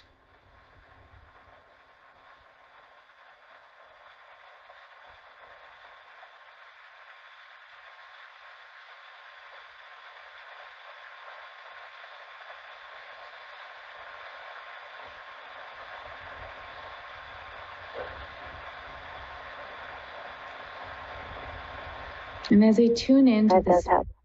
Oh, go ahead. I said that does help. Good. Yeah, you're very surrounded right now. And one of the things that's coming through for me a little bit about your sister, and I don't know if this feels true to you, but so first of all, I want you to know that she's very at peace right now. And she is like, it's almost as if she's back in the starlights, right? She's back in the stars. She's back in connection with her true self. But it may be harder on that level in that she's not hanging around, right? She's not easily accessible right now. So if there's a desire on some level to connect with her, like, or to feel her, right, in a bigger way, she's in a more expansive state. And so it's on a personal level or a human level. It's not that she's not sending love, or there's not that energy of love for her family or for you all, but she's also sort of not easy to feel in every moment. It feels like from the human perspective that she really is gone. And so I want you to know that she is very at peace. If anything, she's in the universal field of when you look at the sky or see a bird and see her, right? And it's interesting because she's actually saying, yes, the birds are ways that you can connect with her. When you see something that touches your heart, it's like she's right there, right? But when it comes down to it on a more physical, palpable level, it's like she's in the blanket and not in the threads, if that makes sense. Yeah.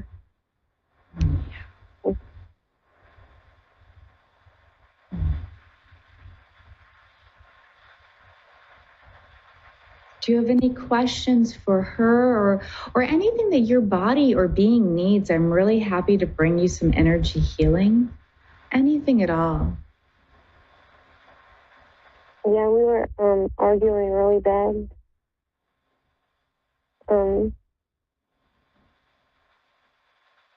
The day that she passed away. In 6 months prior to her passing away, her boyfriend died in 9 years. So I know she's up there happy. Okay, you're a little bit fuzzy, so I don't know if you can step away from the microphone a little bit, or because I'm hearing that about 6 months before she passed away, but I'm not hearing the clear words. Yeah, her boyfriend passed away in a tragic car accident. Oh. I was just hoping that they were up there together. I was just going to say, and this is, again, something that on the human level is very, very hard. But as soon as you said that, first of all, they are very much together, right? And it's almost, and this is not why she died. When I say this, it's not this is why she died, but it's almost like he was waiting there for her with his hand outstretched, right? Like his soul there. I almost want to cry. It's so beautiful, the soul connection that they had, right? And the depth of their connection. And again, it is not why, it's not oh, well, that happened and now that's why she went, but he was right there waiting for her, holding out her hand. And that's also, as I say that's part of the reason why she's harder to feel and connect with in the field, is because she is there in that space and in that love with him. And in that, all right, at that level, it's more universal love, but in that flow. And their souls and their energy very connected here on earth. But yes, she's very much at peace and with him. Okay. Yeah. That helps a lot. Yeah. No, she's very. That helps a lot. Yeah. And again, I'm getting this image.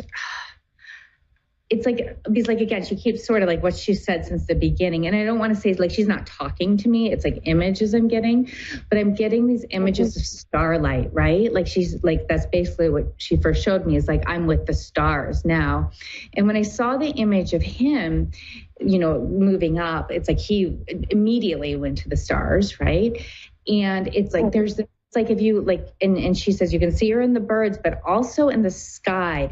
And I'm feeling if you step outside of your house, I'm saying maybe, or your apartment or your house or wherever you live, and you look out, and I'm feeling it more to the west. If you go out the west or out your back door, it's out to the left-hand upper corner of the sky. And she's just pay attention up there, because I don't know if that means there'll be a shooting star or there'll be something, but it's something about the left-hand part of the sky, especially when you're looking west at night. There may be some messages there from her or a feeling of connection with her there. And there's a beautiful glow, right? Like, it's like, I don't know, it's not sunset, it's at night, but there's like some glow and energy that's held up in that portion of the sky that she may come through. So. Okay. Yeah, so she's not around, and like, you know, how some people feel, you know, when somebody like passes away or something, you know, they, you know, like I'm in her room right now. Yeah. I'm going to take a moment. I just want to feel you there.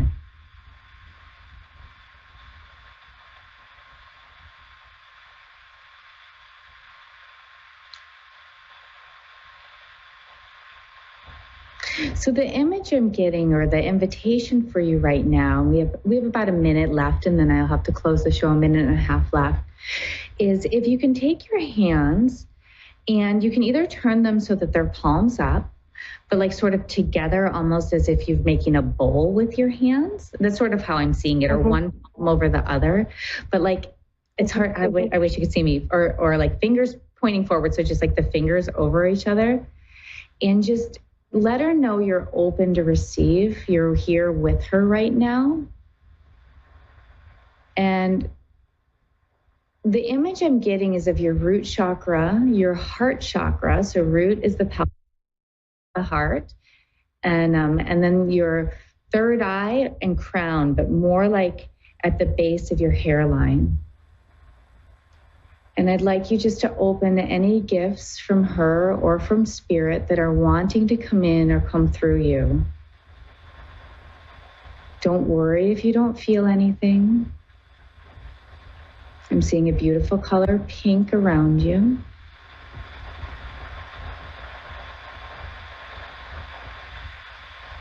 And inviting this beautiful gift. It's interesting because I'm getting both her presence, wanting to just like come in through you to give you a sense of peace, but I'm actually feeling her quite present in human form or in more energetic form. And she's just like, let me give you a hug right now. Part of her is coming through you right now and giving you the most warm and tender hug. And I have to unfortunately close my show now, but know that her hand is on your heart, that you are surrounded still by your angels and your guides. Look to the stars and look to the birds and know that she is at peace.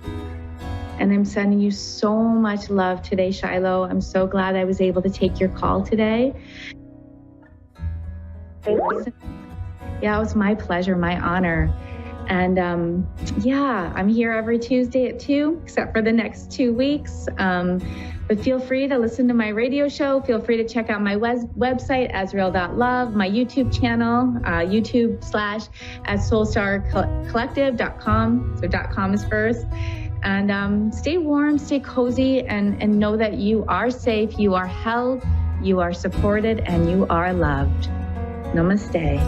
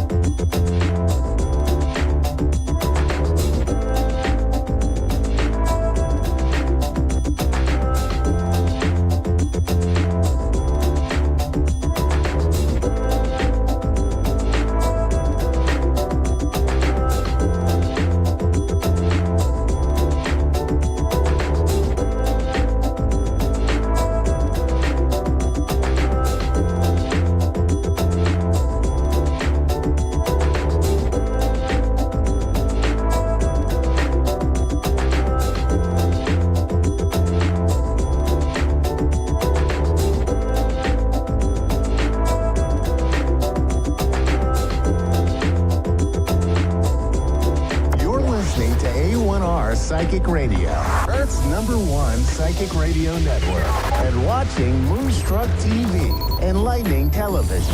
Welcome. Time for Bernice Bisson, Psychic Media. Bernice Bisson, live for BerniceBissonPsychic.com. Connect direct. In North America, dial 888-454-2751. In London, 20-3519-2158. In Sydney, dial 02-8488-3147. Or online, contact us through our Facebook page, facebook.com/Psychic Radio. Or one of our websites, AskOneRadio.com or Moonstruck.tv. This is Bernice Bisson, Psychic Media on A1R, the Ask One Radio Network. Welcome. It's Psychic Tuesday, and I'm your guide, Bernice Bisson. We're going to start off with the astrology this next 7 to 10 days, and I'm going to go into messages for all the signs. Please listen to all your sun, your moon, and your rising. Your sun is your divine masculine. Your moon is the divine feminine, which governs your home, body, emotions, and the self. Your divine masculine is your social obligations, the outer world, responsibilities. And then the ascendant, your first house in astrology, is really how you drive both of those together and how you bring those forward, how you might move something forward or how you might go about doing things using both the feminine and the masculine. If you're sort of wondering, and you can find that by running your natal chart in many very credible astrology sites. Now let's get into it. We're going to start with Aries, Sun, Moon, Rising. Aries, you know, this is going to be a time for you to focus on your wealth, your money, making plans around securing your finances.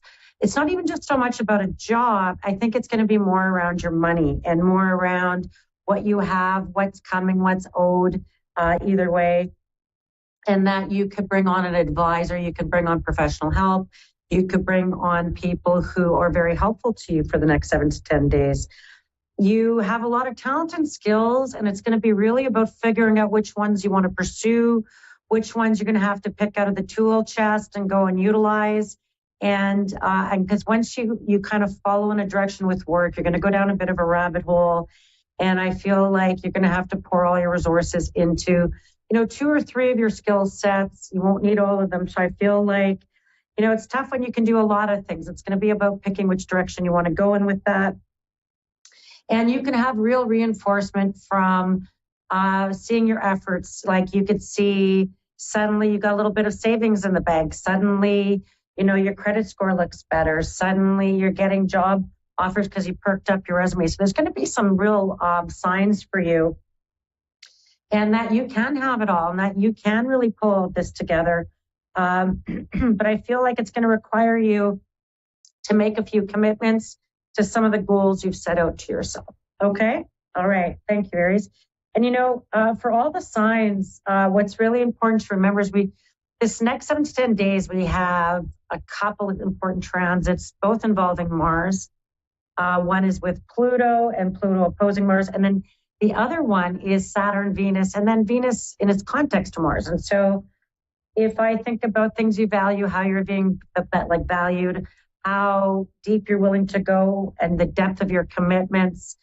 And that goes also commitments coming at you. How deep are people willing to commit to? So it's going to be an overarching energy for everybody, but let's keep going. Let's go to Taurus. Tauruses, Sun, Moon, Rising, our little Tauruses. Hey, victory can be yours. Maybe get the last word. Maybe get the last laugh. Maybe you find that you were right and you get to tell people that. Maybe you're going to enjoy that a little bit. And it could even be a time where you really get a backbone. You really were like, you know what? I'm just saying it. Maybe you have no more cares to give. And you're just saying it now. And so there's something about your backbone and really standing up for yourself. You're really looking at trying to raise your vibration and find the funny side of life. It might be a good time to tune into some good movies, funny movies, comedy shows, getting out and about to get a good laugh, raise your vibration. I feel like that jovial environment is something that could do a lot of healing for you there, Tauruses. And that I feel like maybe in those environments, your social environments, those things that you find joy, that maybe you actually conceive some good ideas. Maybe you're given a good idea. Maybe you're given some good advice. Maybe just the right timing for an idea to percolate that finally comes into being, that makes your life easier. Feels like it could be a pretty big life hack for you in some way. And that, you could be really delving into your creative efforts, home. You could sort through seasonal clothing. You could really cook and find some comfort in your cooking or baking, finding some real comfort in your home environment. Next 7 to 10 days. Gemini, sun, moon, rising, Geminis.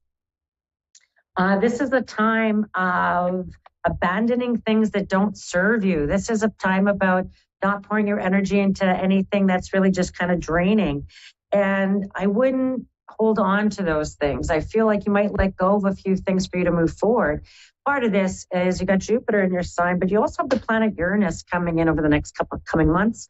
And it's going to introduce the unexpected. And I feel like anything that comes unexpectedly, but letting go, and there could be an advantage to. There could be an advantage in the delay.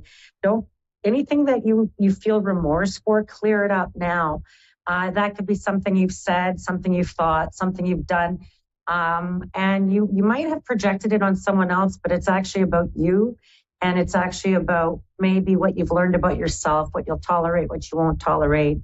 And that you might view what has been a bit of hard lessons as some teachers, as some worthy lessons to catapult you into really new energy, new learning environments where you could have to really understand, learn a new work environment, learn a new house environment, learn a new health environment, learn a new, and learning the ways of the lay of the road, or how things are mapped out, or how things are going to pan out for you. Because I feel like come your birthday, you're really resurging into a new direction with new energy. And I do feel like really a lot of healing on the horizon for you guys. They're Geminis, Cancerians, sun, moon, rising, my little Cancers. Boy, this is time of wish fulfillment. This might have been a kind of a crazy, you just had a full moon, you've got Mars retrograde in your sign. So pulling back actions, pulling back your energy, focusing it on yourself, what you need, because Cancerians sometimes they give a lot to others and neglect themselves. Hey, be greedy, drink it up, be like a little cat lapping milk in a bowl, and enjoy the wish fulfillments. It could be news about travels, news about jobs, news about roles you wanted at work, news about your health, things that you're going to find some good news. And this full moon could be shedding some light on what has been a bit changey. Like you might have had some really unexpected dramas that you've had to resolve that really weren't yours, but for some reason would have fallen in your purview of responsibility, whether it's obligated to family or you're obligated to work dynamics. And this is a time for you in a gain. You can gain weight, you can gain finances, you can gain a good reputation, you can gain your momentum. And this is a time where you might have to handle things with maturity. You might have to be the bigger person in different areas, and know that you are safe and you are loved. And this is maybe a good time for you to move forward around recreating a bit of your identity of self. And so it feels like you're recommitting to yourself and your goals. That feels pretty exciting there, little crowd, Cancerians. Leos, sun, moon, rising. Leos, this is a time where I would pay attention to all the signs and symbols, news that percolates. It could be news that pops up on your radio or television, that there could be things that are nostalgic, things that bring you back, things that remind you, things that could be huge signs from spirit. And that there's slight changes needed right now in some of your direction. You're on the right path, but you might have to refine some of the details of that path. Like it might be around making budgets and putting them in place for the new year, really looking at some of the practicalities in your life. It could even be agendas and of upcoming schedules and commitments. Don't overbook yourself. This is a time where you might have to find things that are mundane, make it a game. You could find yourself making something a game where you find it mundane and you're like, oh, okay, like I Spy on a long road trip, and that you could be really making changes around where you live. And that could be if you own 1 or 2 places, 3 or 4 places, you could be making changes around property where you live. That could even be as simple as feng shuiing your place, or as big as selling a property and moving. And so some big stuff for Leos. Virgo, sun, moon, rising.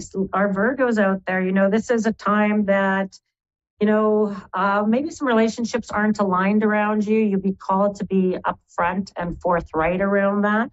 And that if you're feeling lonely, you could feel like you want to get up to some mischief and contact exes or contact people from the past, or in order to, and that this isn't the time for that. So sit in the loneliness a little bit, because you have new opportunities on the horizon. And maybe what has kept you stuck was vacillating between what, other people expected of you and what you really wanted. And this is going to be a time for you, especially if you go into Pisces energy, where that 7th house is very much lit up as a time for you to deal with and move forward. And with that is some strong eclipse energy coming up. So, relationships could be a bit bumpy, but this is a time where, you could have the privilege of choices. Good for you, Virgo. Pick one that's actually authentic to yourself. Libra, sun, moon, rising. Libras, this is a time where your friends could come in handy. They could give you good advice. They could be very helpful in pointing you in directions in your social environments. This is a time where you can reunify with people from your past. You could run into old friends, old bosses, old social circles, old invitations, old lovers. And it feels a bit welcoming, like, hey, this feels like some good stuff for you, or something that could come up for you in a really good way that could introduce you to new pathways. So old directions. If you go back to around 2017, maybe around the time of Aries, so around March, April, that there could be reintroductions of people into your life that could actually be the right timing now, which is going to be interesting for you. And so hang in there, Libra, because I really feel this is about, you could even be really encouraged about how far you've come in your life, and that you might have found frustrations with work or your circles around that you could find that you're being encouraged again, that you're being reminded of just how powerful you really are, and how you've built allies along the way. Scorpio, sun, moon, rising.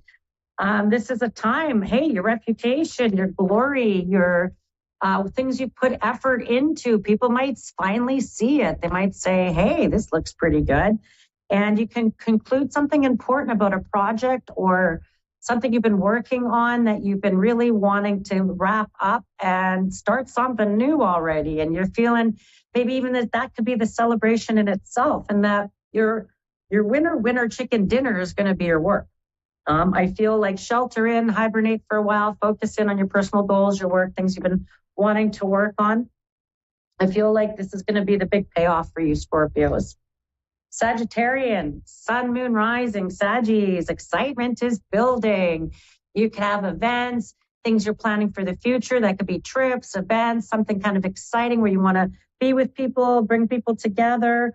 I feel like you might be really thinking about really rebuilding your internal self, your body, your home, restructure, renovate, recreate. You could be really rejuvenating. Anything to do with your home, body, or emotional environment, Sagittarians. You could even find yourself really delving into some really deep creative projects that of the mind. That could be some good books, things you're reading, things you're writing, things you're singing, things that you're communicating are really strong for you over the next 7 to 10 days. And you could even be as viral posts, things that are catchy, things that people are tuning into. Capricorn, sun, moon, rising.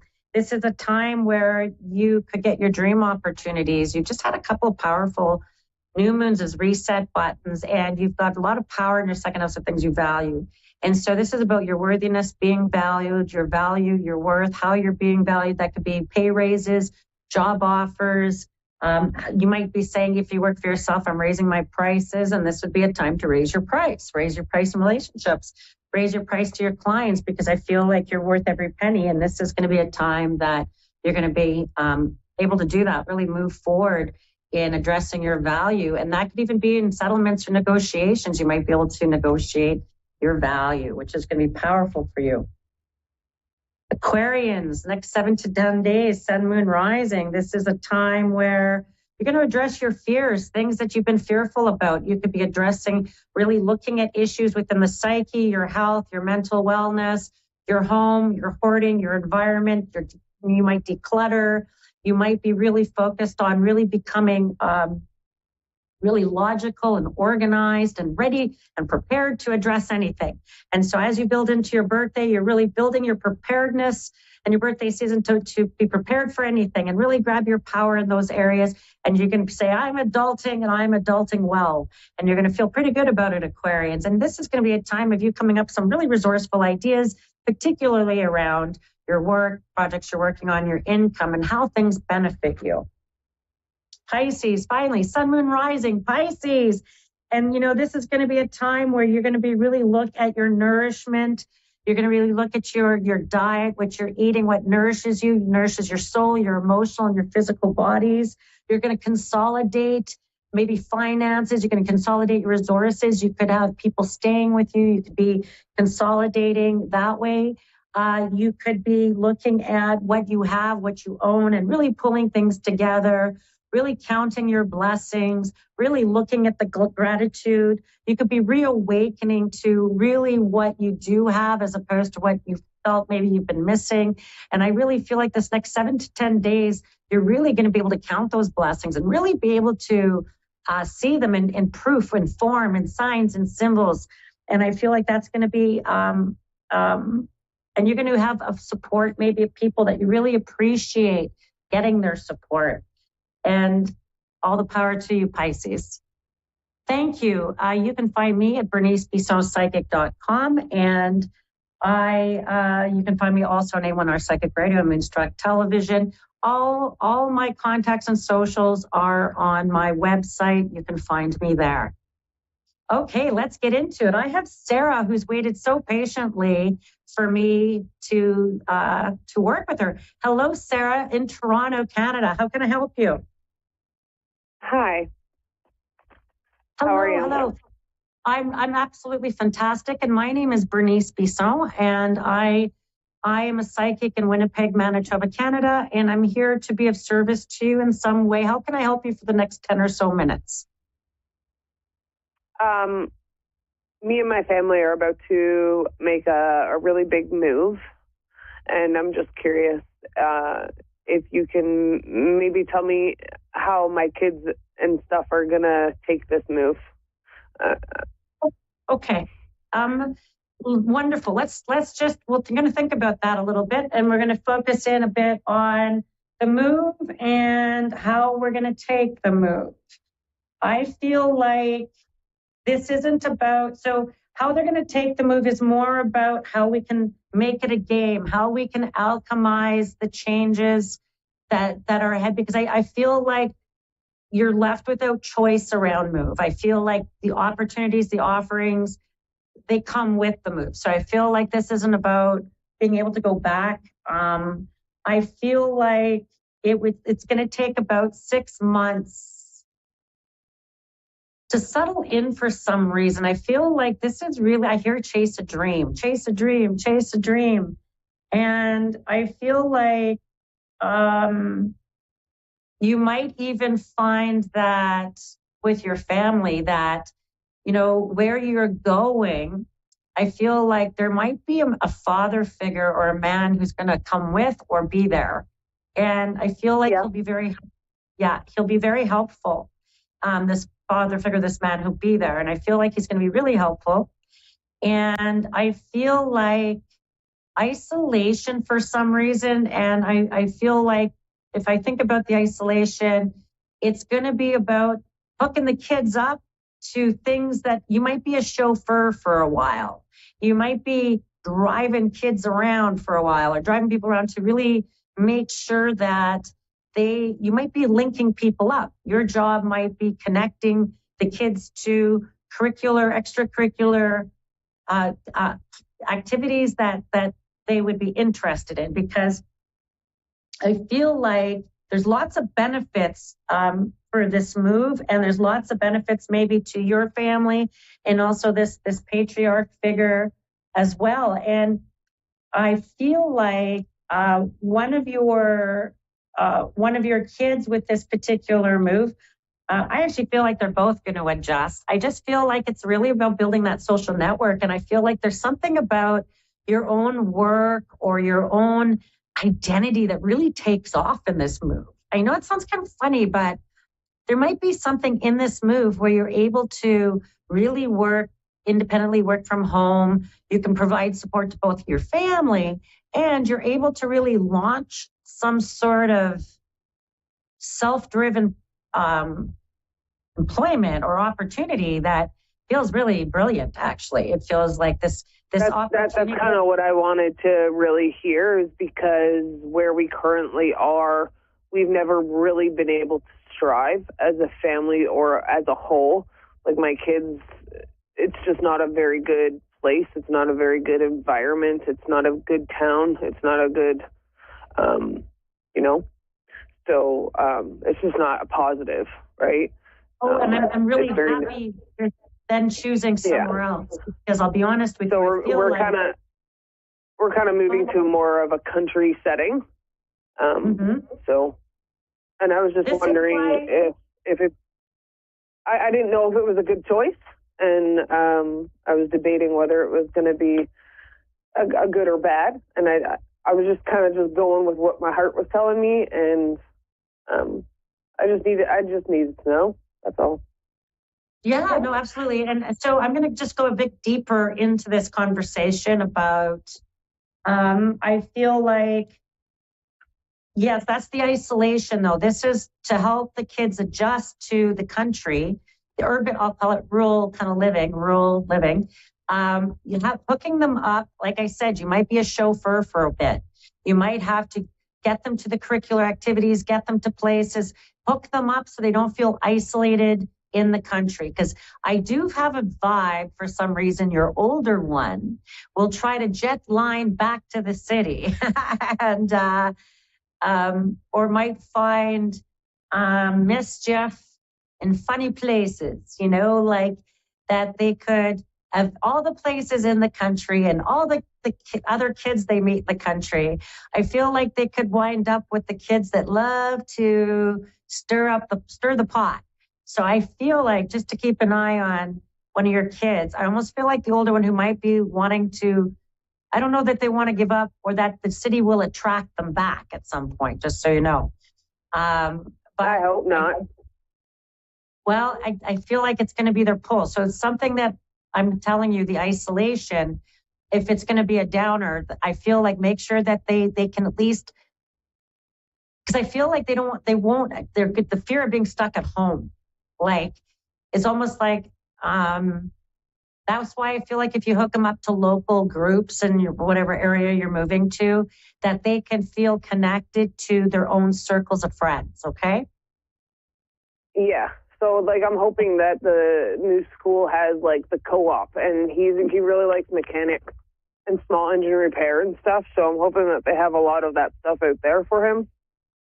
So. Yeah, and I'm hoping so too. But this is something I feel like to connect them up to. Like, it would be a bit of and if it's a priority and like where they have, say, that mechanic courses and those types of things, I feel like just to get him hooked up and the extracurricular as well. And so he can get around on his own if that's the case. Okay. So it's just to make sure of that. Okay. And for you, in terms of being able to launch something more independent and be able to work closer to home or from home is going to be really key for you. I feel like there's better opportunities. And, I say independent because I feel like ultimately you should work for yourself. That's kind of how I feel. But I do think that there could be, where you're moving, an opportunity for a business. And I feel like it's something that you and your husband, your partner, could consider. And it would be very much tied to living in the country. And so maybe closer from like where you are from home, or close from home. But there's something that the two of you, a business opportunity will actually pop up that I feel like you would be the one in the area. So it would be something that I feel like, so if there's, they have this store, they have that thing, I feel like there's something really key for you guys around this. as well. And I would laugh if it was a garage and your son was ever involved. I think that would be kind of funny. But yeah, and it could be like connected to a property, like where you move could host that in some way even, or that it would be closer to. So it feels really positive. I feel like that's the only thing I would think of for you to weigh in mind. Now, the other thing in this move is providing health care to someone. And you might be called upon to be a support in a healthcare, like for someone's healthcare, or they could come stay with you while they're recovering. Okay.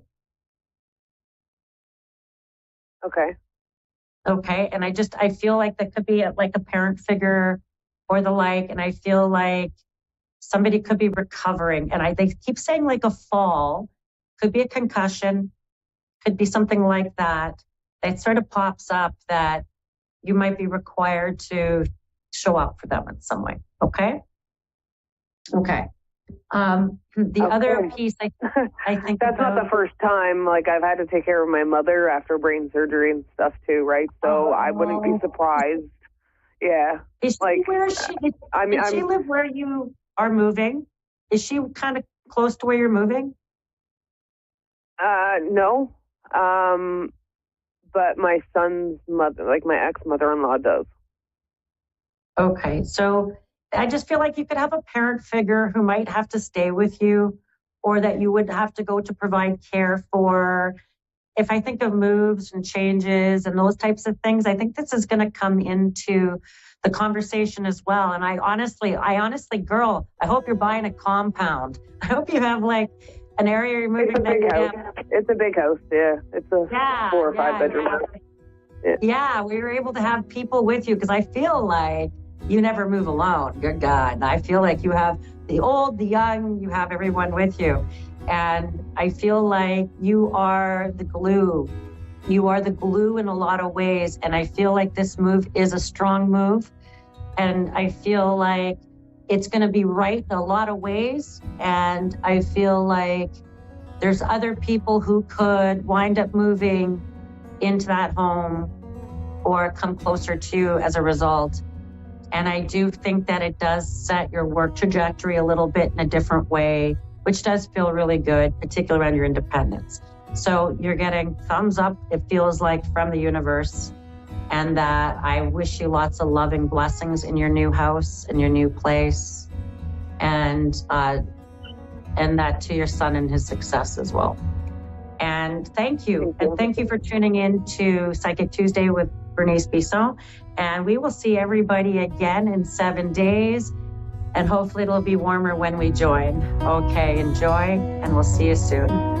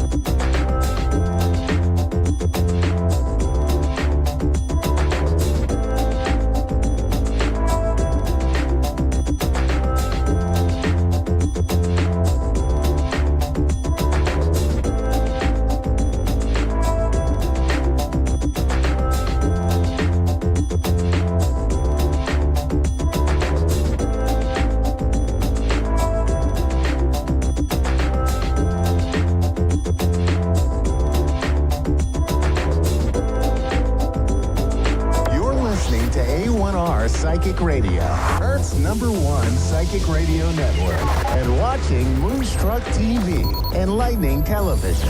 Welcome. Time for Infinite Soul Connections with Shelley Devine. The Hummingbird Media. Live from InfiniteSoulReadings.com. Connect direct. In North America, dial 888-454-2751. In London, 20-3519-2158. In Sydney, dial 02-8488-3147. Or online, contact us through our Facebook page, facebook.com/psychic radio. Or one of our websites, askoneradio.com or moonstruck.tv. This is Infinite Soul Connect on A1R, the Ask One Radio Network.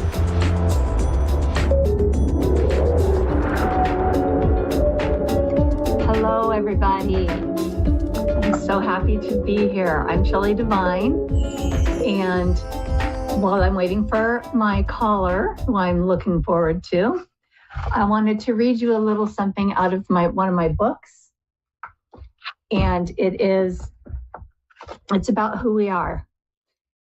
Who we appear to be on the outside may not match who we are on the inside. For example, on the outside, a person may appear to be tough, no-nonsense type of person, when deep in their soul, they're very sensitive. And a very shy person, quiet, aloof, may be super intelligent, independent, and fierce inside. You know the old saying, don't judge a book by its cover. That comes to mind. In life, we experience many different things that change us. Do you ever ask yourself, who am I? If so, you may feel unsure because who you were 5 years ago or 10 years ago or even 1 year ago might not be who you are today because we change and we grow. But inside, we are always who we are. Our soul is the I am in our soul. So remember that. Take a good look at your uniqueness and embrace it. It's what makes you authentically you. So I am looking forward to who I get to read for today. I hope everybody's having a wonderful day and a wonderful start to this year, 2025. I feel big things happening in a good way. Some challenges, but it's gonna all be for the highest good. That is the feeling that I have in my soul. So, Infinite Soul Connections. This is where I like to connect people on the other side, loved ones on the other side, to their loved ones here. Information from our higher selves, our guides, our spirit, our angels. They are always with us. Wonderful. Looks like I have Jade. Hello, Jade. Are you there? Hi there. I am. Hi. Thank you so very much. Oh, good. What can I do for you today? Would you like a card reading? Whatever the spirits are, whatever the spirits are telling, they'll know what I need. Okay, I gotcha. I pulled a animal spirit card, first of all, so that I could get the energy of who I was going to be speaking with today. And it is the hummingbird. Okay? The hummingbird is a symbol of miracles, and they are also messengers from source, from heaven, from the universe. You are a joy bringer. You bless the world with positivity and love. Energy soars on your shining wings. Spread the miracle of happiness. Okay? That sound like you? Yep. Yeah, what I thought. That's who I'm stepping into. Yes, definitely. I'm almost, yeah. I'm not. Go ahead. You're just stepping into it? Okay. Yeah. All right. Well, let me see what I've got for you. You know what I mean? Fully. There's one piece of lineage healing that the veil of illusion is about to crumble, and then I can step right into it. Okay, perfect.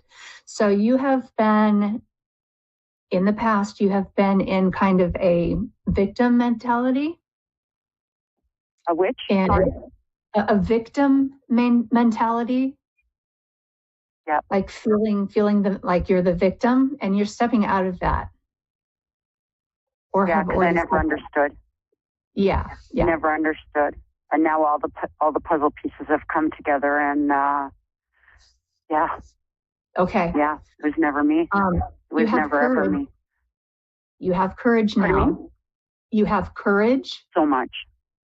And there is, okay, when you're talking about the lineage breakthrough, I feel like it has to do with a male. Is that correct? Yes. Okay. Yes. At least every generation, and going at least 5 generations back from mine. Okay. All the same kind of, yeah. Okay. All right. Well, you have the courage, and you are open to discovery, because that's what you're doing. You're stepping into, and you are this new energy that you're stepping into, that you're embracing. You are taking it in body and soul. You are rising up. Okay. You are rising up like a lotus, like from the muck. You are rising up and out of that. There's transformation, because there's a dragonfly, which to me means transformation, which you are going through, and you're open to discovering more. And here's something really cool. There is some sort of a creative endeavor or creative something with creativity that's coming your way, that you're going to be stepping into. Would that make sense? Can I tell you what I've started doing? Yeah. Channeling divine messages of guidance and healing from angels and ancestors. Oh, wonderful, wonderful, wonderful. And this is just something stepping fairly into it, new. and I just need this one last piece to fall away. Okay. So that I can do what I'm supposed to do. Do you know what that one last piece is? Absolutely. Okay. I'm feeling the victim, the muck, something that you've been held down in that is now releasing, and it is falling away. Like I said, you have that mentality is going away. You realize you are not a victim. You are powerful. You are divine. You have the divine in you. We all do. And you are opening up, body and soul. You are opening up to new discoveries and a creative endeavor. And you have a lot of courage on this journey. I can hear it in your voice, and I can feel it in your energy. You have a lot of courage. So whatever it is that you feel is hanging on, that you keep saying needs to fall away, I believe it's falling away, or it's trying to, but there might be a little tiny piece of you holding on to it. Would that make sense? Yeah, I think today I finally had the right person, powers that be, so to speak. Mysteriously fell in my lap.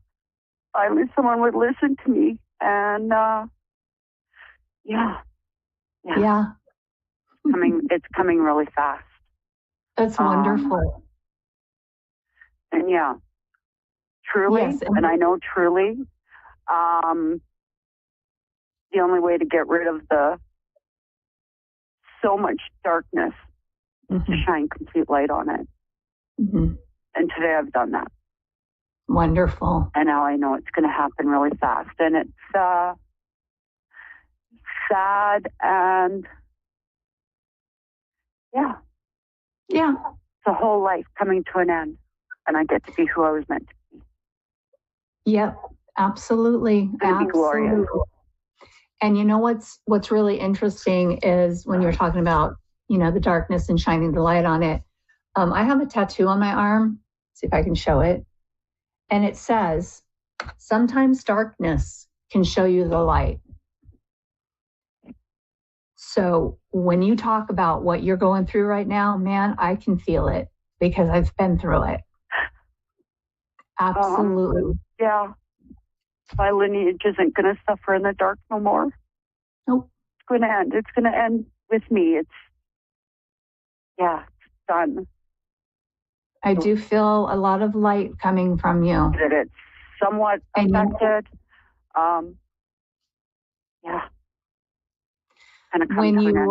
When you feel the sadness that I can still hear in your voice, that's fine. You feel your feelings. Absolutely feel your feelings. Because even when we're changing, that's kind of a grief. That's kind of a loss. So you sometimes you can mourn it, even though it's the right thing and you're stepping into your light.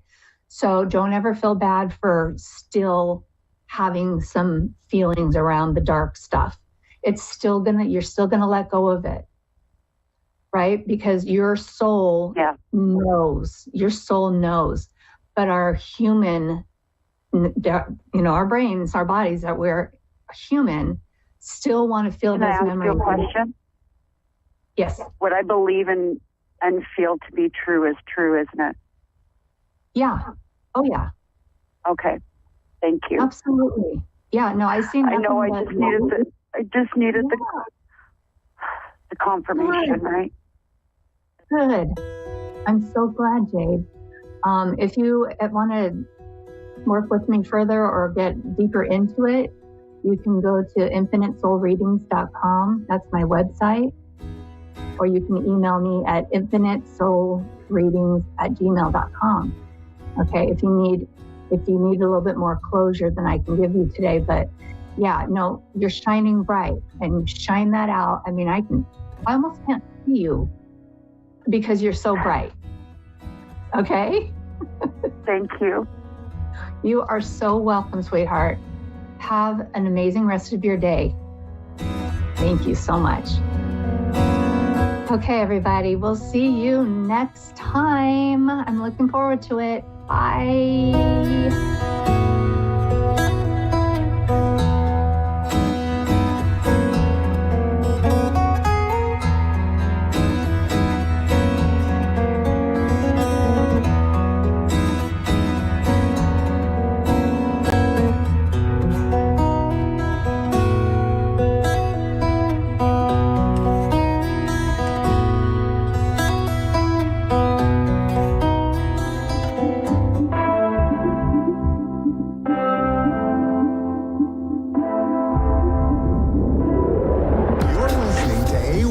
Psychic Radio, Earth's #1 psychic radio network, and watching Moonstruck TV, enlightening television. Welcome. Time for Intuitive Readings with Nay Marin. Live from intuitivereadings.com.au. Connect direct. In North America, dial 888-454-2751. In London, 20-3519-2158. In Sydney, dial 02-8488-3147. Or online, contact us through our Facebook page, facebook.com/psychic radio. Or one of our websites, askoneradio.com or moonstruck.tv. This is Intuitive Reading on A1R, the Ask One Radio Network. Hi, and welcome to A1R Psychic Radio. Wherever you are today or tonight, thank you so much for tuning in, and I hope you're having a wonderful day. So I'm Nay from Intuitive Readings, and I'm a psychic medium. I help people find peace and purpose by connecting them with the spirit world and delivering healing messages and empowering them to make good, positive life changes.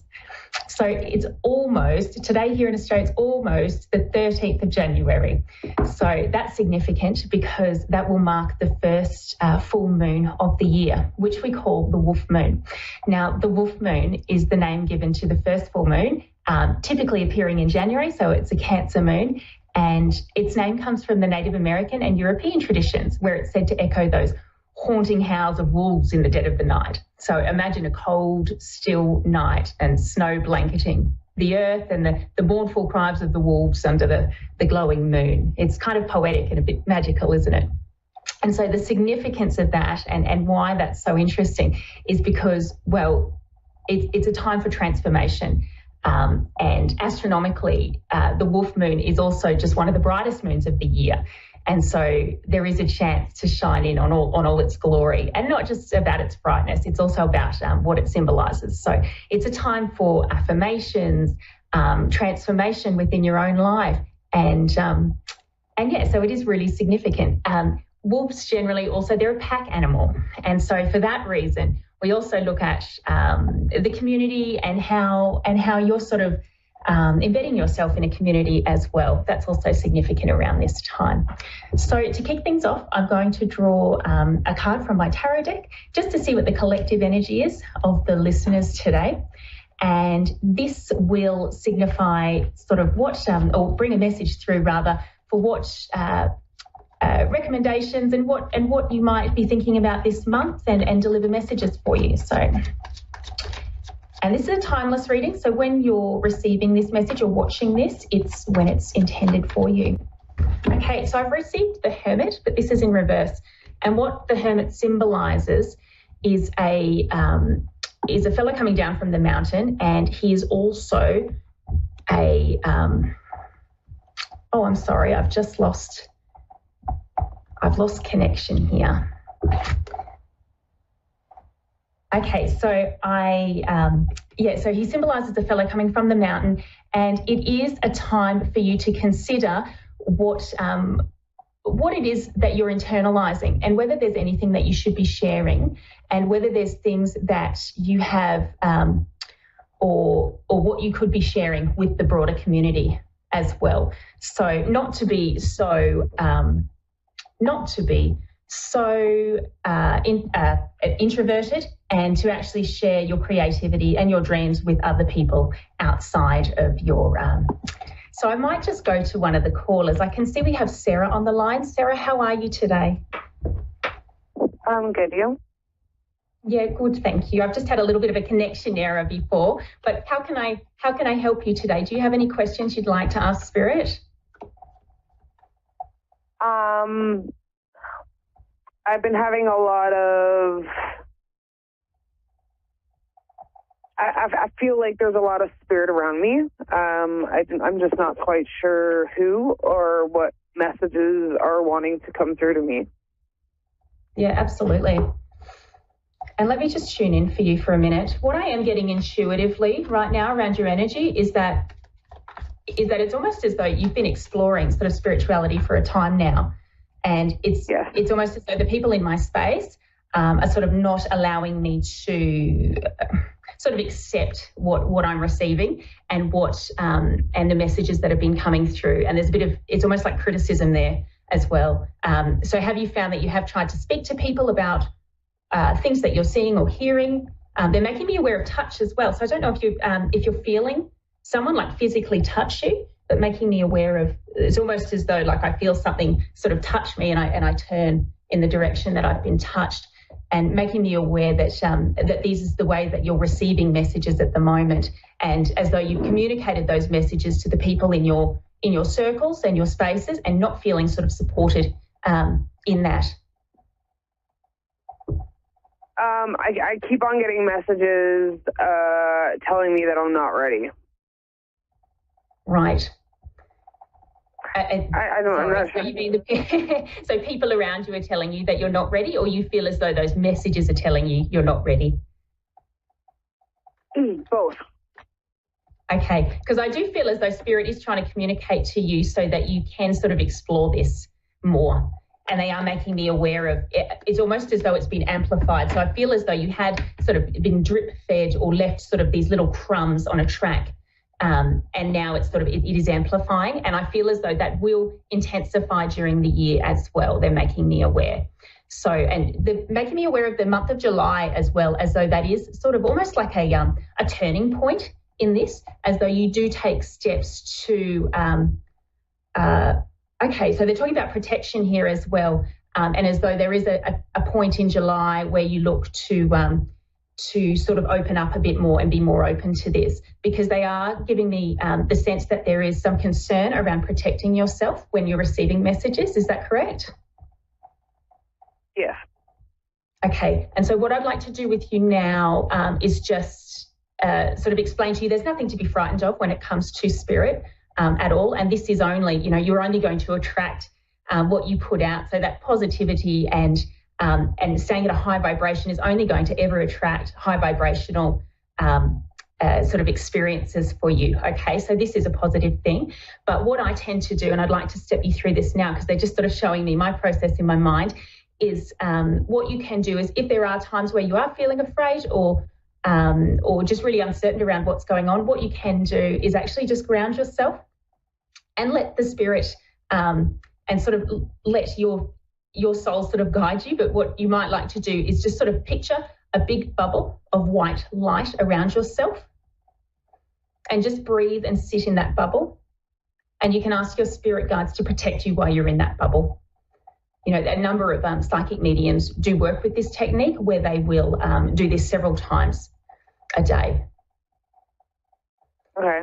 And it's not a tangible solution to your, but you certainly do get results from that, and it works instantly. You can trust that your guides do step in and they protect you instantly. It's it is a beautiful technique. Grounding. They're also making me aware of meditational practices as well. So do you meditate at the moment? Is that why they're showing me that? No, they're probably, I feel deep down inside meditation is probably one of my things that is probably one of the things I should be seeking to help, because I have bad anxiety. Okay. They are making me aware of meditation being good for you in this space. So if you're not already doing it, I would invite you to consider doing it. They are telling me as well, or making me aware as well, that there might be a bit of resistance to meditation because just a lot of frantic things going on around you, or the sort of the hecticness of life, and just making me aware of that. And so what you can do is, if it's too hard for you to sort of sit with your eyes closed in a quiet space, what you can do is meditate in other ways. So you're not sort of restricted to doing it in that way. What you can do is, go for a walk in nature, look at birds. All you need to do, sit outside. If you're pinning clothes on the line, perhaps take your shoes off and just make contact with the earth. Okay, so meditation does not have to be, in a strict sense, it doesn't have to be you sitting alone in a very quiet room, telling yourself not to think about thoughts. Okay, it can be by doing sort of more meditative practices like walking slowly and admiring. That's very helpful. Thank you, because I do find that sitting in a quiet room is difficult, especially when you have a very busy mind. It's very difficult to sit in a quiet room. That's right, and that's for everyone, I think, as well. I mean, if you're not thinking about something, you're thinking about not thinking about something, if that makes sense. Yeah, exactly. And so I think why it's so helpful to do things like the walking meditations is that you're not thinking of anything in particular. It's just, it gives you an opportunity to focus on something, one step in front of the other, the sounds of the birds or, the cars in the distance or whatever it may be. There is a... And then nature is a good thing. Yeah. That's right. Also, they are showing me a glass of water for you as well. So I don't know So, and usually when they show me this, it's all about grounding as well. So if you do have the opportunity to drink more water, definitely take your shoes off when you are outside if you can, and just connect. And that's really going to help. In terms of anxiety as well, obviously I'm not a health professional, so I can't comment on this, but what Spirit is indicating on this front is that these practices will assist you in managing that as well. Yeah. But I'm finding, so lately we just purchased a house, and for some reason I'm packing, and everywhere I go in the house, there's dimes. Only dimes. And I'm not sure why. Sorry, I missed that. There's what, sorry? A dime. A dime. Okay. So I'm finding lots of them. Yeah, okay. And so I think this is spirit, and I don't think it's linked to the house in particular, these dimes. I am being made aware of a lady that leaves these for you, but I feel as though she's connected to you somehow. Who's this, please?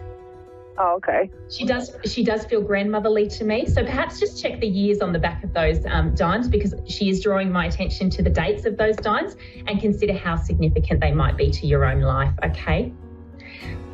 So unfortunately, that's the amount of time that I have for the readings today.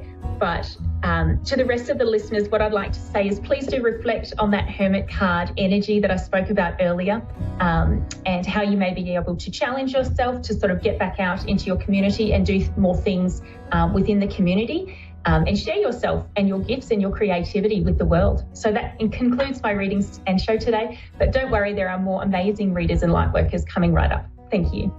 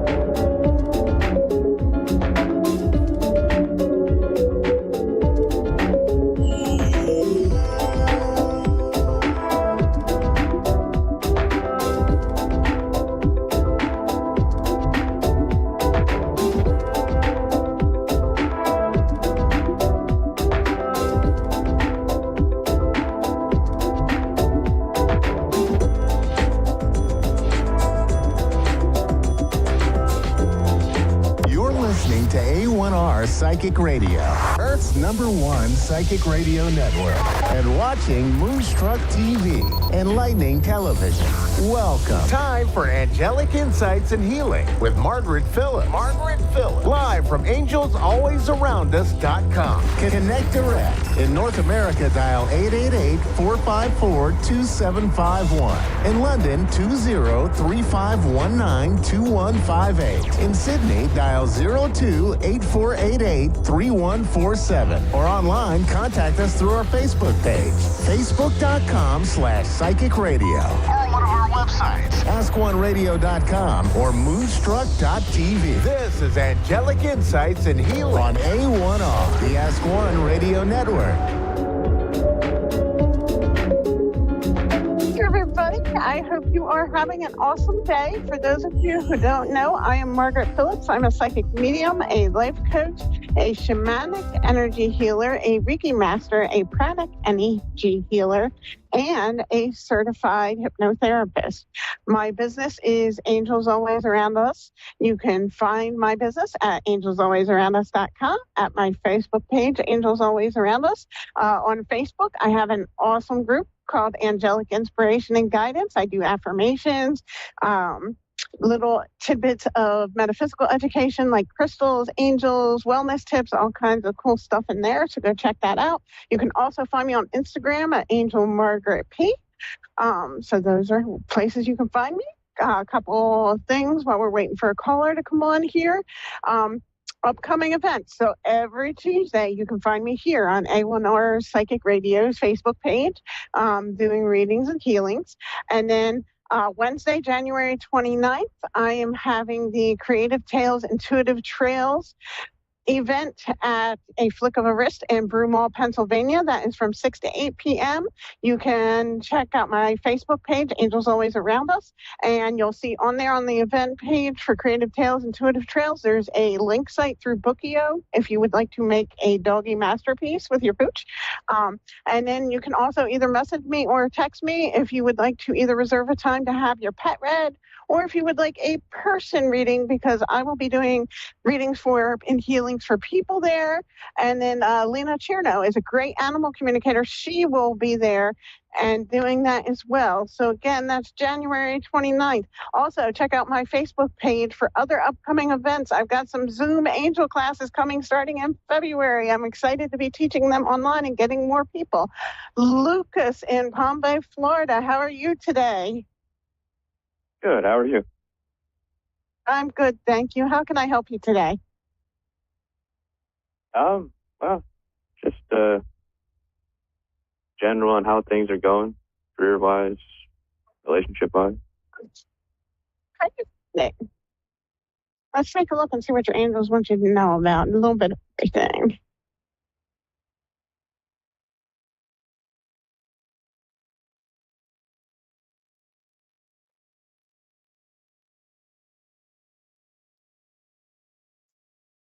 Okay, so I said, what does Lucas need to know about his career?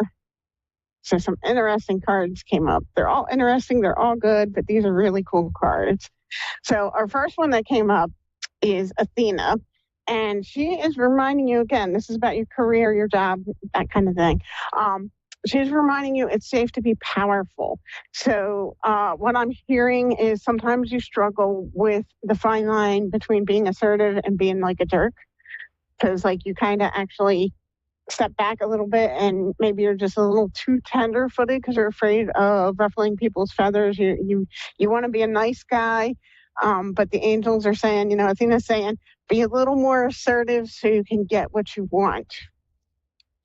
And then as you are more assertive at work, Omega is coming.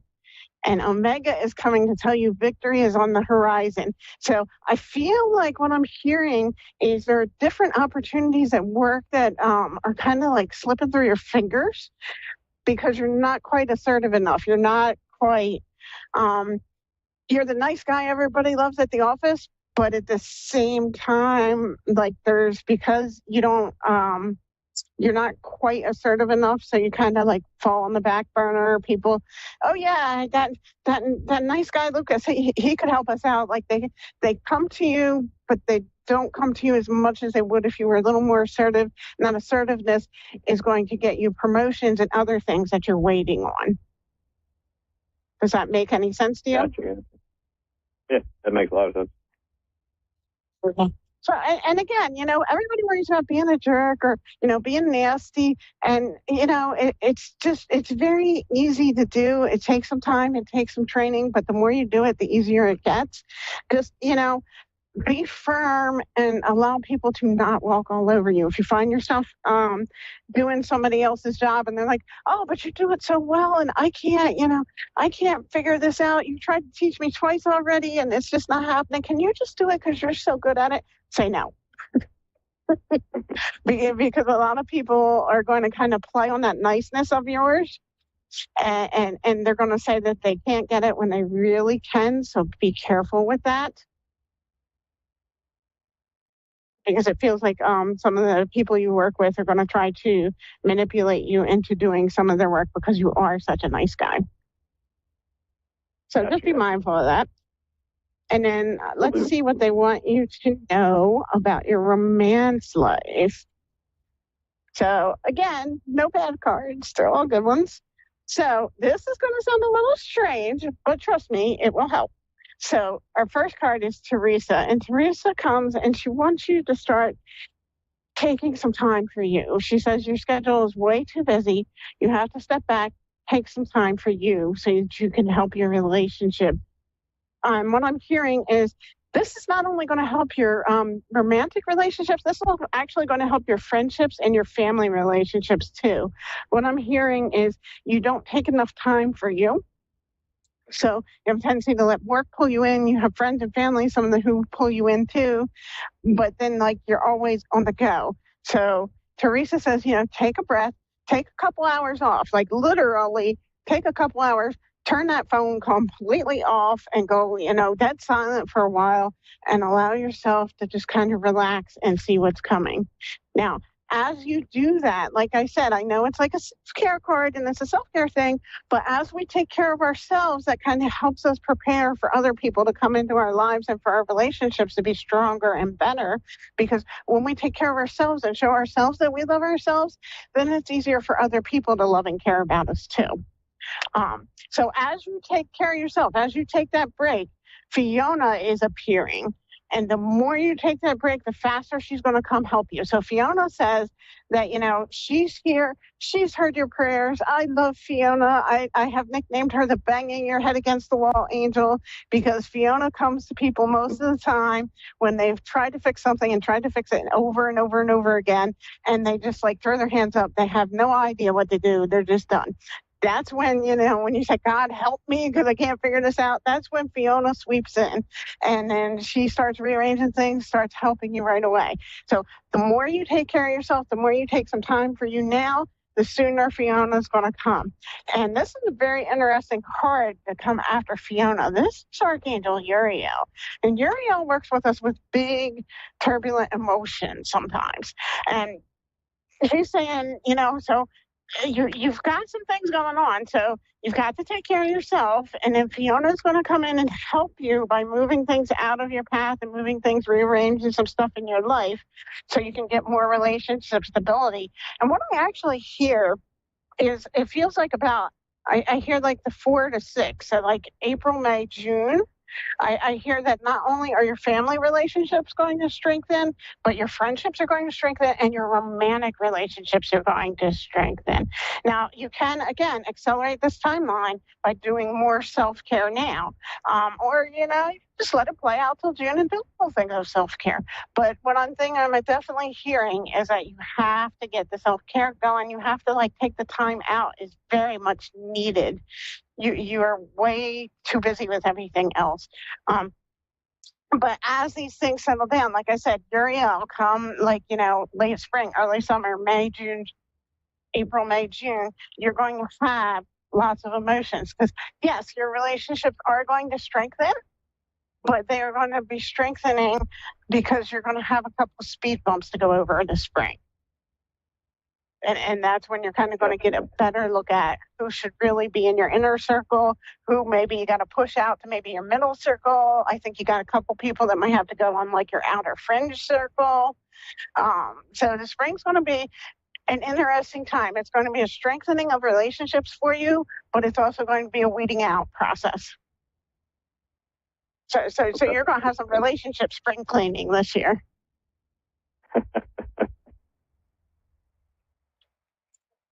So anything else you would like to know today? We have a couple more minutes left. I mean, there is a girl I'm talking to right now. Okay, what's her name? Tori, Victoria. Okay.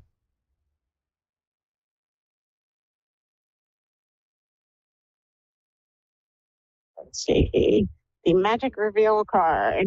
You and Tori got a lot of passion coming up. And more importantly, what I'm being told by the angels is that you have a lot of passion inside you, Lucas.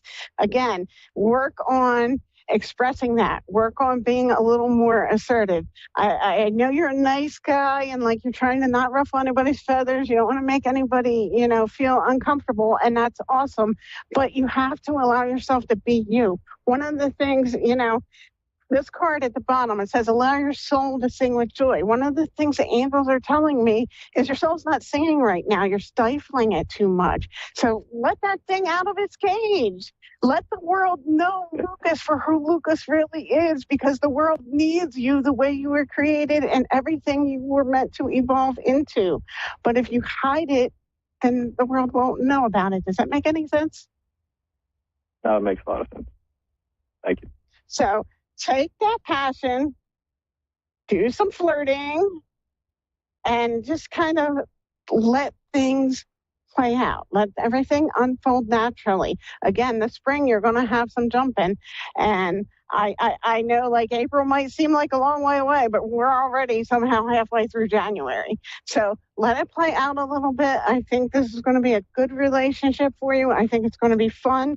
As long as you kind of play a little bit with the assertiveness as far as relationships go, play a little bit with the assertiveness with just letting people know who you really are. Let yourself make some decisions and let her know, let Tori know what you like, what you don't like. Don't be afraid. You might as well put it all out there now.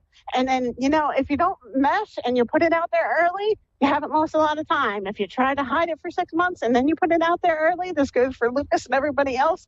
If you try to hide something for 6 months, you're delaying everything. You might as well just be upfront and honest at the beginning. It's going to make it easier to find your partner. True. Very wise words. Thank you. I hope that was helpful for you, Lucas.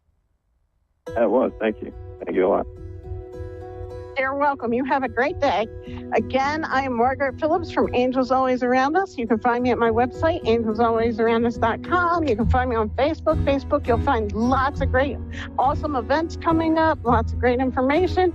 So go check me out at angelsalwaysaroundus.com or Angels Always Around Us on Facebook or Angel Margaret P on Instagram. Have an awesome day, and I will see you guys next week.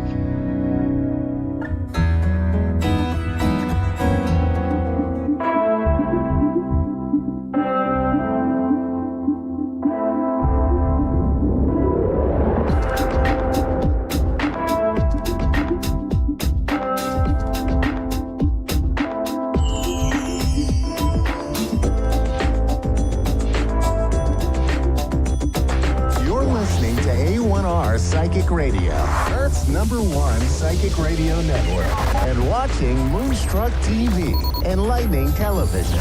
Welcome. Time for astrology and psychic readings with Lady D. Live from LadyDPsychicParties.com. Connect direct. In North America, dial 888-454-2751. In London, 20-3519-2158. In Sydney, dial 02-8488-3147. Or online, contact us through our Facebook page, facebook.com/psychic radio. one of our websites, AskOneRadio.com or Moonstruck.tv. This is Astrology and Psychic Reading on A1R, the Ask One Radio Network. Hi everybody, welcome to Astrology and Psychic Readings with Lady D. I'm your host for this segment, Lady D. I hope you've all had an amazing week that's been. So with the week coming up, we've got a few things happening. We do have on the 11th, so tomorrow for me, we've got a conjunction with Venus and Saturn. I feel like that might be bringing up problems. Could be like financial things coming up with that, or relationships, and be like hiccups, like sort of problems. That won't be lasting for a day or two with that energy. And then on the 12th, we have the nodes are shifting. So every 18 months, the nodes, the North Node and the South Node move into different signs. So we've got the North Node moving into Pisces, and we have the South Node moving into Virgo. I feel like with that, over the next 18 months, you'll see more of a focus on like mental health, spirituality. I feel like it's going to be bringing up a sort of a spiritual uplift. I feel like that there could be some maybe experiments happening with certain drugs around, but mental health would be a focus too, with the North Node being in Pisces. Then when you got the South Node going in Virgo, I feel like with that, people will be looking at different remedies and different things to different healing modalities. I feel like it's going to come in and looking at that with that over the next 18 months. We've got on the 13th, we do have Mars, which is going to be trying Neptune.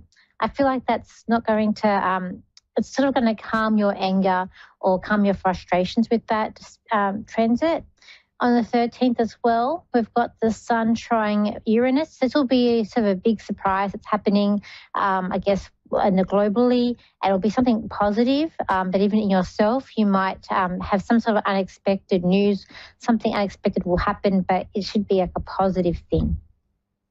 On the 14th, we've got the full moon that is happening in Cancer. So this full moon, and then I'll go back to that. And then on the 15th, we've got a Venus, which is going to be in square with Jupiter. That's going to bring about, I think, some frustrations there. Relationships may not be working as smoothly as you want it to with that. And then we've got on the 16th, we've got an opposition starting with the Sun and Mars. Might be making you feel more confident with that transit. And then I said on the 11th. So that full moon that we've got coming up, it will be in Cancer. So part of it will be about sort of hiding your emotions, dealing things as they come. We do have some positive aspects. We do have a got a tickle in my throat.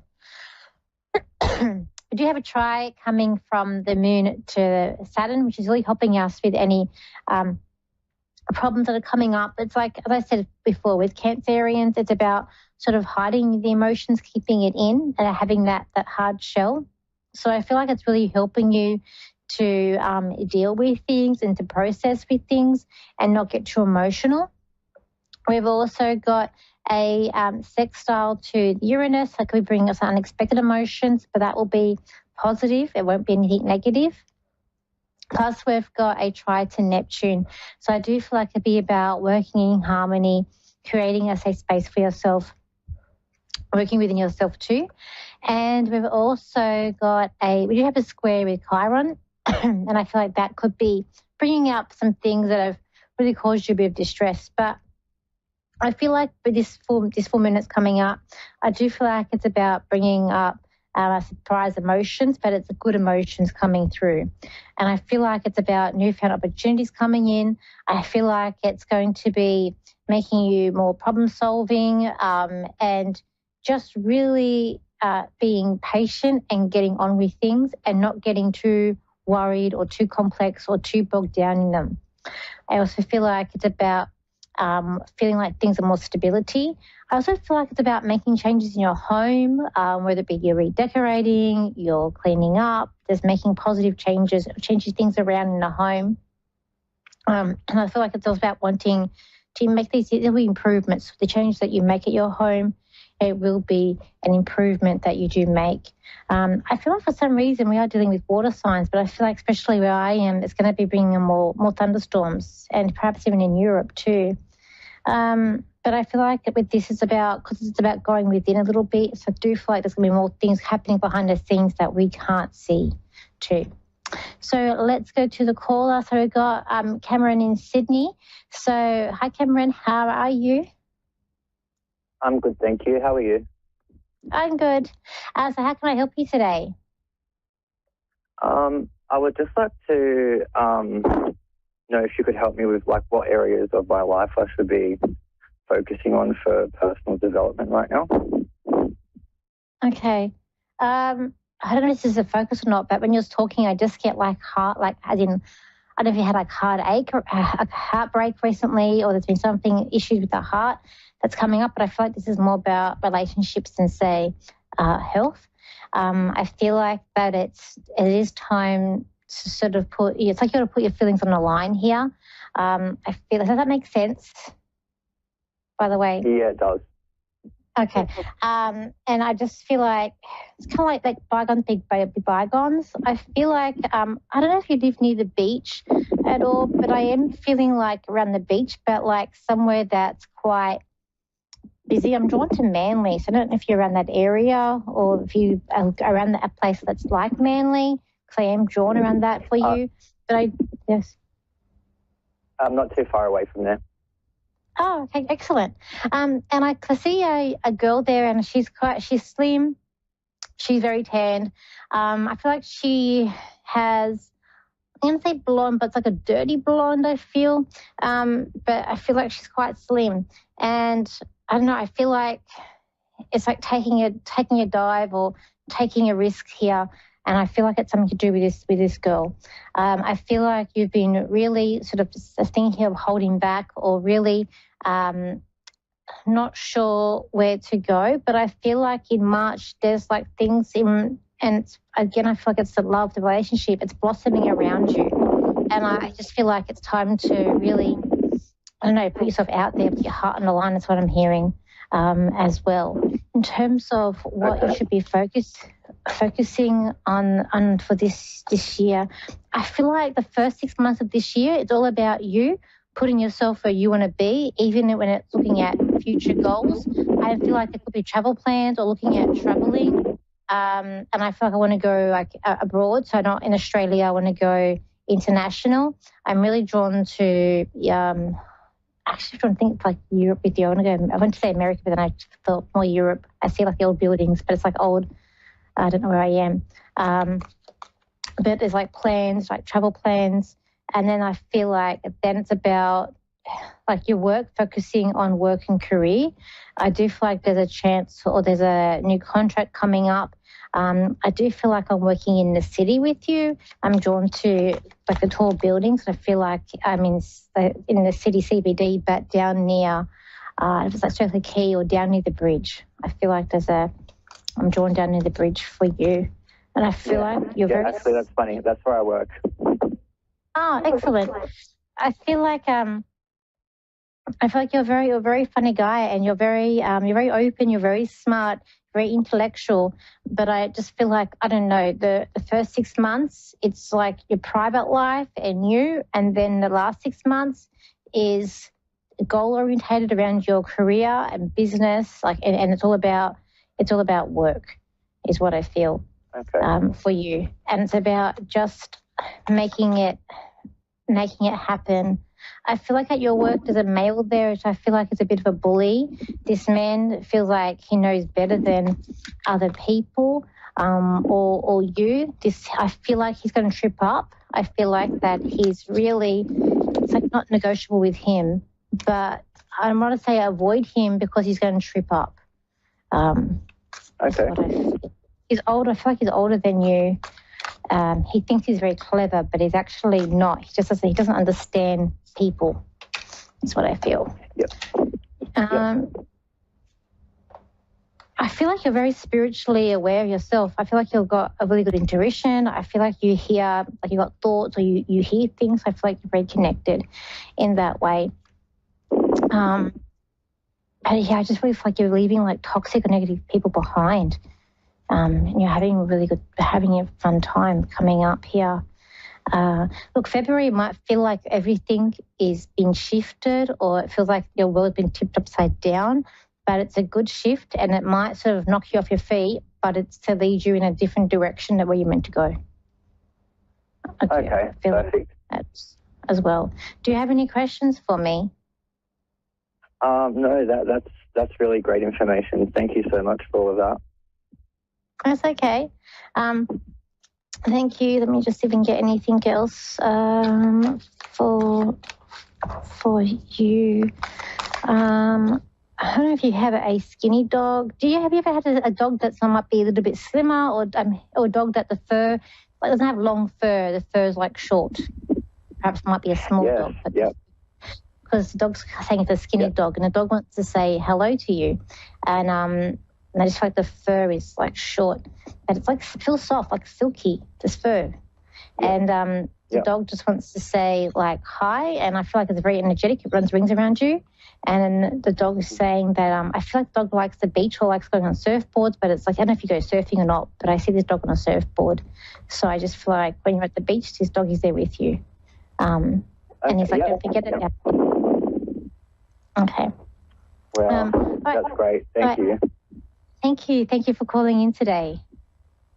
Thank you so much. That's okay. Thank you. All right, guys. So this week we have a lot going up in the astrology, but just like this year, there will be a lot happening this year with the astrology. As I said, this week, I think this year will just be fast things, changes just happening out of nowhere. I do have my predictions up on my YouTube channel for the transits and for what I see coming up for the year ahead. So if you go to look up Danielle Psychic or Lady D to view them. And I feel like that, where there is, sometimes we get anxiety, but there'll always be some good things coming up as well during the year. If you want to contact me, you can. In the process of updating my website, it is still there, but it is Lady D Psychic Parties. The same as my Facebook page is also Lady D Psychic Parties. I've actually started doing lives on my YouTube channel and Facebook, so I'm going to start soon, probably next month or next week, starting doing lives on Friday nights and also maybe on a weekend, so I get all different time zones. My Instagram is Lady D Psychic. My TikTok is Lady D Psychic, and I feel like I've forgotten one of the social medias, but I think that's it. Hope you have an amazing week ahead. Enjoy this full moon in Cancer. I feel like it will be positive, and I will see you same time, same place next week. So bye for now.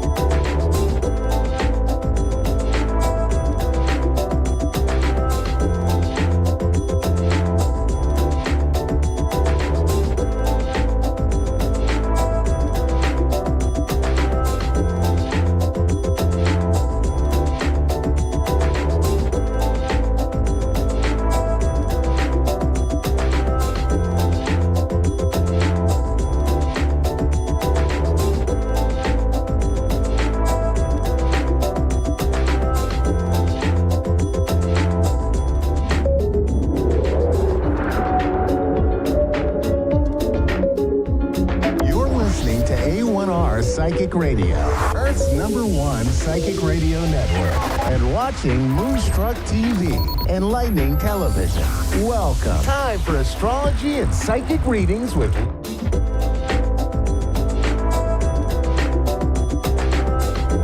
Listening to A1R Psychic Radio, Earth's #1 psychic radio network, and watching Moonstruck TV, enlightening television. Welcome. Time for Stellar Parenting with Brandy Kahn. Live from brandycahn.com. Connect direct. In North America, dial 888-454-2751. In London, 20-3519-2158. In Sydney, dial 02-8488-3147. Or online, contact us through our Facebook page, facebook.com/psychic radio. Or one of our websites, askoneradio.com or moonstruck.tv. This is Stellar Parent on A1R, the Ask One Radio Network.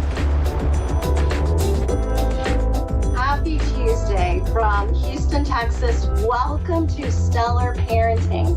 I am your host, Brandy Kahn. I'm an intuitive astrologer, and I also hold a Master of Science degree in psychology with an emphasis in child and adolescent development. And I absolutely love helping parents to combine and mix the magic of the stars with the art of consciously and intentionally raising our children. So before we start today's show, I really want to take a moment and just speak to the people who have been impacted by the Los Angeles fires. And I want to let you know that my heart absolutely goes out to each and every one of you. I know that so many of you have had so much loss in the blink of an eye, and you've lost everything. And especially to those of you with families with young children, I know this is going to be a difficult process for you. So please remember that so many of us are thinking about you, and we are praying for you. And I love seeing how there's so many people coming together to do things for the victims right now. And to me, that's the best part of America. We come together in times like these to really help each other. And I love to see that. And also thank you to the brave firefighters from Mexico and Canada who are also helping our brave American firefighters as well. There's so much power that comes when we work together. So please know that I'm thinking about each and every one of you during this time. So for today's show, we've got some fun things in store. I'm going to share a quick message to parents who have children with major Capricorn placements, because we are in Capricorn season right now. And then I'm going to share my insights about the disillusion of TikTok and how that all relates to Pluto and Aquarius. And then I'll talk about this week's transits and things that you need to be aware of for you and your family. And then we'll have time for a caller. So if you'd like to have a reading, please call in. I'd love to hear from you. So let's start off with that quick message to parents with children who have major Capricorn placements, okay? So Capricorn is a cardinal earth sign, which gives a very stabilizing and very grounding energy to Capricorn, to the sign of Capricorn. Now, this sign also has a strong connection to ambition and to leadership because of the cardinal qualities of the sign. So it's so important for parents of children with major Capricorn placements to remember that Capricorn has a psychological need. There's a psychological need for perfection, for excellence, for achievement, for mastery, for success, okay? This is intrinsic within the energy of the sign. So children with very strong Capricorn placements, and I have one of them, can be very driven. They can be very hard on themselves if they miss the mark, okay? So you need to remember, you've got a Capricorn child who might be a little hard on themselves, and let's say that something doesn't work out the way that they hoped or the way that they planned. There's really no need for you to be overly harsh with them because they are probably beating themselves up enough. So what you have to remember as the parent of a child with strong Capricorn energy, you have to give them the room to fail, to be disappointed about their failure, but then to remind them that they are safe, they are okay, and they can always try again. And most of all, that they are loved, whether or not they fail or whether or not they find success in what they do. Okay, that's very important, that they feel as if the love of their parents and the love of those around them are not dependent upon whether or not they fail or they succeed, because failure is a part of life. So for all of you parents who have children, maybe with the sun or moon in Capricorn or Mercury, Mars, Venus especially, this message is for you, okay? So now let's move on to the insight that I have about TikTok, okay? And how it relates to Pluto in the sign of Aquarius. So remember, everybody, Pluto moved into Aquarius on November 19th. And that's where Pluto will remain for the next 20 years in the sign of Aquarius. And one fundamental theme of Pluto in the sign of Aquarius that I've mentioned before is power to the people, okay? So during this time, we might see quite a bit of dismantling when it comes to social hierarchies, okay? And you might also see a lot of people, or the masses of people, showing resistance to government powers if they feel that things are not in their best interest. We may see more of that. So now, this is what's interesting. With the clock running out for TikTok, it's so interesting to see how this dynamic is playing out right now, okay? And I'm going to try to share this with you as objectively as possible in an unbiased way. But what I've noticed over the past 24 hours is that TikTok users have made a huge chess move, okay? US TikTok users, I should say.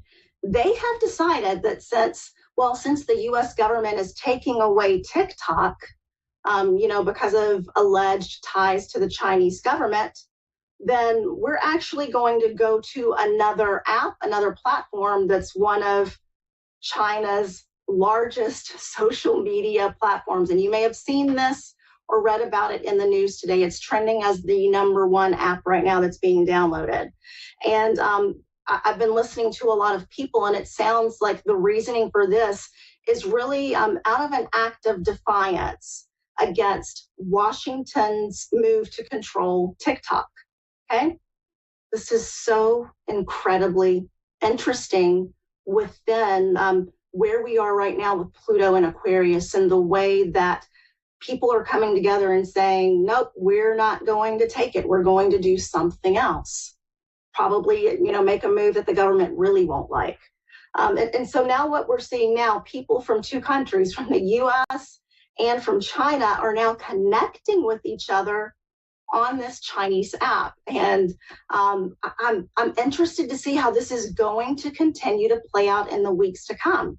But I love to see patterns in current events and then to relate them to what's going on cosmically with the transiting planets, and then come back and share that with you.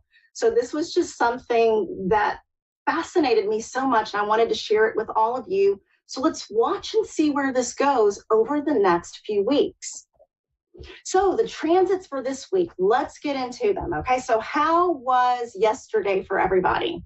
I hope you were all okay, because we had a full moon at 23 degrees of Cancer that was conjunct, which means in the same location as Mars retrograde, okay? So if you were feeling overreactive yesterday, or a little bit impatient or frustrated, this may have been the reason why.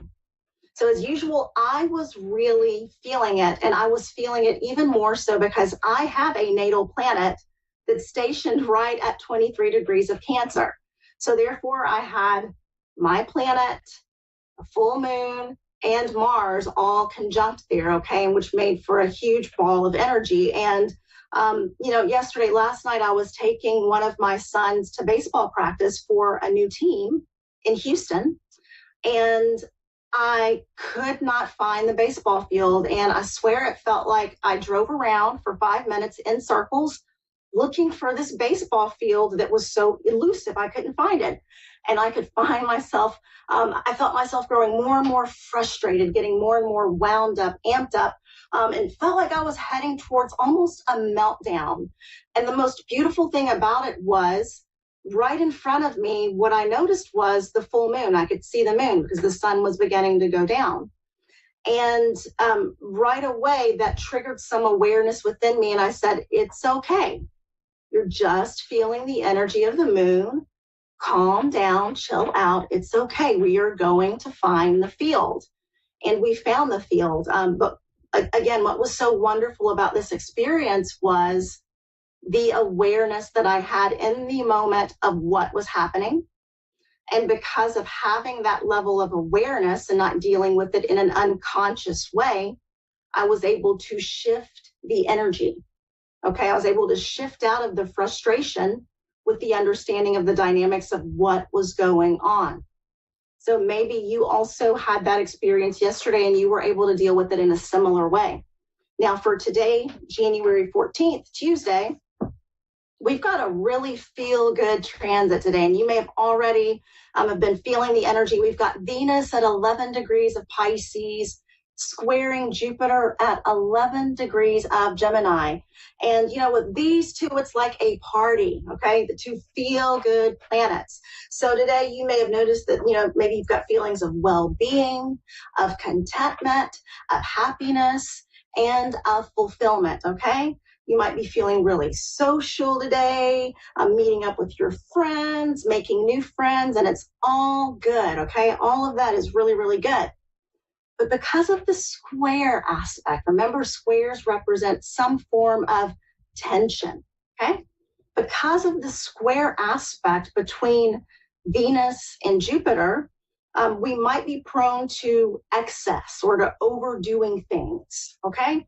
And too much of a good thing is really not a good thing overall, okay? So for today, even for tomorrow, I want you to watch out for overdoing it. Like when it comes to food, when it comes to drink, when it comes to online shopping or, just shopping in general, when it comes to maybe substances that we are using, or even our iPads, like for the kids, the iPhones, the computers, just scrolling or spending endless amounts of time on social media. We want to make sure that we are not overdoing the good things or what feel like good things for us, okay? And we want to make sure that we are approaching this transit with some measure of moderation in mind. So for tomorrow, big day, January 15th, Wednesday, we will have Mars retrograde, 26 degrees of Cancer, opposing the Sun at 26 degrees of Capricorn. So this could be experienced more as a challenging transit, especially if we have natal planets at or around 26 to 27 degrees of Cancer and Capricorn, okay? So let me really explain this dynamic for you. We've got Mars, right? Mars is the planet of action and forward movement. But right now, Mars is retrograding, so it almost feels as if the forward movement or the forward momentum is paused just for the time being. It might feel that way. And we just had the full moon yesterday conjunct Mars, which was really like an activation for the energy of Mars. So tomorrow, we will be having the Sun opposing Mars, shining its light on Mars and illuminating all aspects of this planet.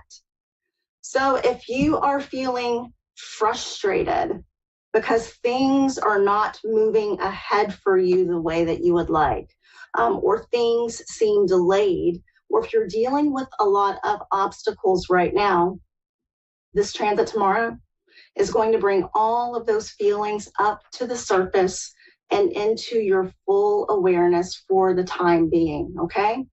Now, here's the important part with this transit. Because Mars is in the sign of Cancer, Cancer is the sign of home and family, all right?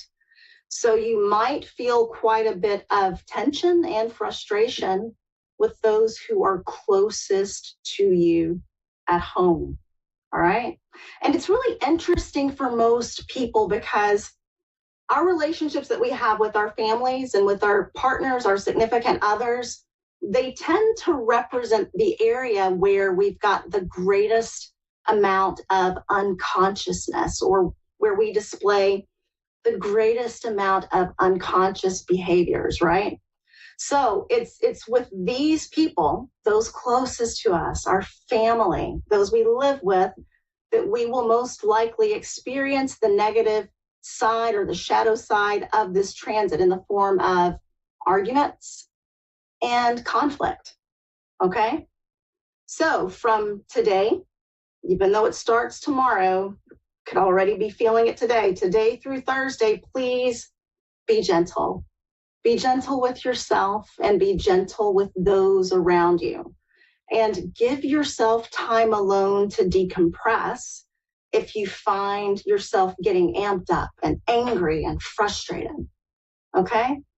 Be gentle with your children, because remember, just like you may be feeling the energy, they feel it as well. And they might be prone to acting out as well when they're feeling the energy. So just provide that safe, loving, nurturing space for them. And since I am a trans medium, I do have a message here to share with you from my guides dealing with this transit of Mars opposing the Sun. And here's the message. Refrain from telling yourself that it's all or nothing. It's this type of thinking that separates you from the energy of Source and catapults you into the energy of fear. Once fear takes over, your ability to make choices that are aligned with your highest path is greatly diminished. Hold your anger gently, like you would a small child, and speak loving words of, I am safe. I will always be safe. Once you register the frequency of safety within your body, you will have transformed your anger into your power. So please remember this over the next few days. Remember, let's be kind and gentle with those who are closest to us and with ourselves at home. Then Friday, January 17th, we have Sun 27 degrees of Capricorn sextiling Neptune 27 degrees of Pisces. So this will be a great transit, a great time for anything mystical, spiritual, creative. And you can use this energy to create something absolutely beautiful as far as music, art, or any other creative modality that you are participating in. You can also use the energy to connect to your higher self and to your higher purpose. And then finally, Saturday, January 18th, big transit of Venus 16 degrees of Pisces, and Venus is exalted in Pisces, conjunct Saturn 16 degrees of Pisces. So remember, Venus is the planet of pleasure, of love and beauty.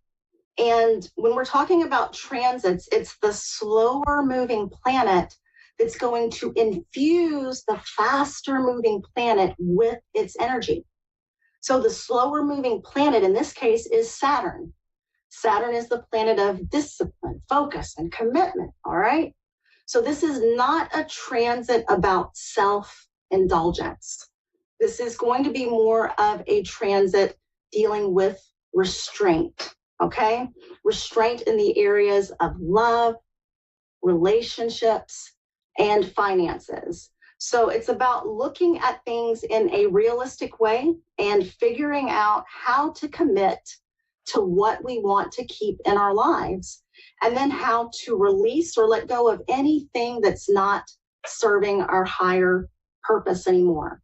So for those of you with children, I mean, Venus conjunct Saturn could show up as your child has been involved in a hobby, and now the hobby is not so much speaking to them anymore. Maybe it's baseball, soccer, or maybe guitar. Maybe, they're just not drawn to do that anymore. They don't feel as if it's connecting with them or aligning with who they really are.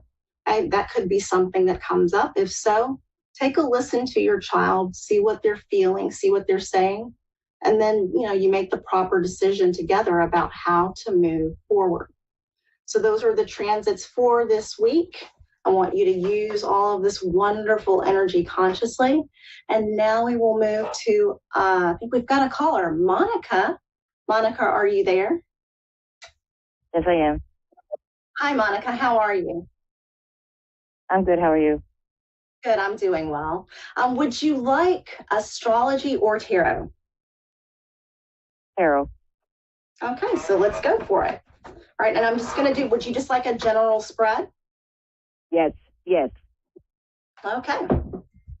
All right, Monica, so let's see what we've got going on here for you. Just let me shuffle.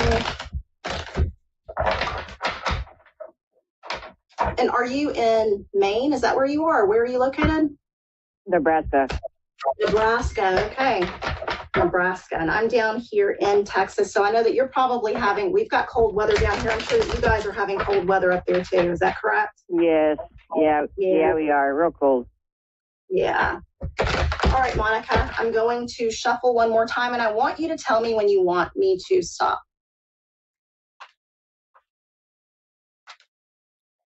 Stop. Okay, there we go. Let's see what we've got.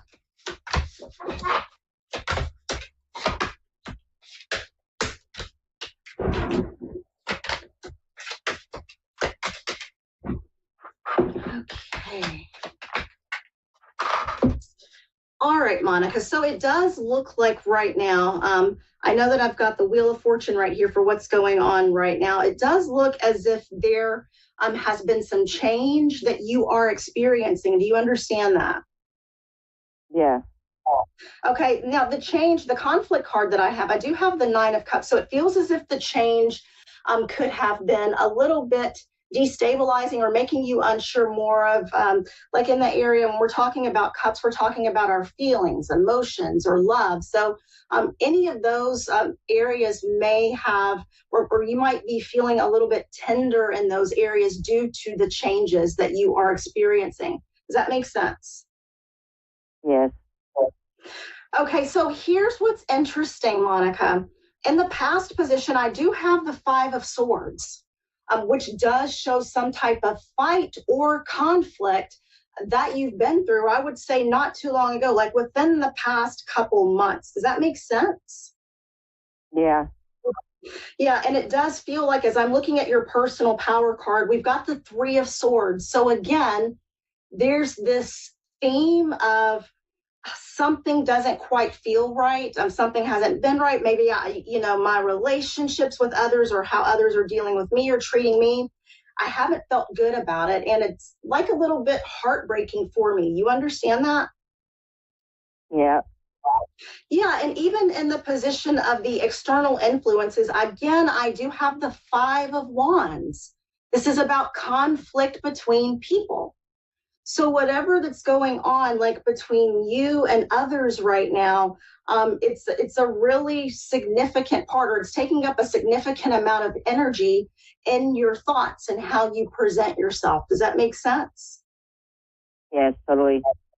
Yeah, but this is what I love, Monica. This is what I love about your spread. So I see the dynamics at play. It looks like they've been tough and difficult dynamics, but there's light at the end of the tunnel for you, because over the next 2 weeks, we do have the 10 of Pentacles. Now, when it comes to the 10 of Pentacles, usually this is the card that shows I'm feeling very fulfilled financially, with my family, with those around me. I'm just really feeling a sense of well-being. And this is the card, the energy that you have to look forward to over the next couple weeks. So it feels as if things get better, okay? Okay. And I know as I'm looking here at the 10 of Pentacles, they are drawing my attention. My guides are drawing my attention to this little kid here that's down like in the corner of the card. So I'm not sure if you've got a young child or a young grandchild, but there's something here that I'm picking up on over the next couple of weeks, this feeling of well-being. You may be spending time with a child, a younger child in the family, which really gives you a boost of positive energy. Does that make sense to you? Oh, yeah. Yes, it does. Totally. Okay. Great. Okay, so that's the 10 of Pentacles. Pentacles, it's all about like money, resources. And then what's even better, over the next 4 weeks, we've got the Ace of Pentacles. So there's the potential for something wonderful to come to you, whether it's you get a raise at work or there's an opportunity for a new job, some type of new opportunity can or should be coming to you over the next 4 weeks, okay? Good. Yeah, I'm looking for a job. Oh, great. Okay. Then I would say within the next 4 weeks, within the next month, it looks like that you have a job, okay? It looks like with the Ace of Pentacles there. Now, what I want you to remember, we do have the Two of Pentacles in the answer position for this card. So when it comes to the Two of Pentacles, it's all about balance, okay? It's all about having emotional balance, and it's all about having financial balance as well. So looks like you've been through a tough time. And right now, what your guides are really wanting you to focus on, more than anything else, is maintaining a sense of emotional balance, even though things might seem quite difficult in the present moment, okay? Yeah. That's what's been happening to me lately. Yeah, so I've been having my emotions been up and down and, financially not stable and basically not having a job, looking for a job. So you hit it right on. Yeah. And that's what I love about tarot. So please remember that. We want some emotional balance right now. Lean into that and lean into trying to find the balance, I guess, with finances. But it looks like everything's going to work itself out for you over the next few weeks.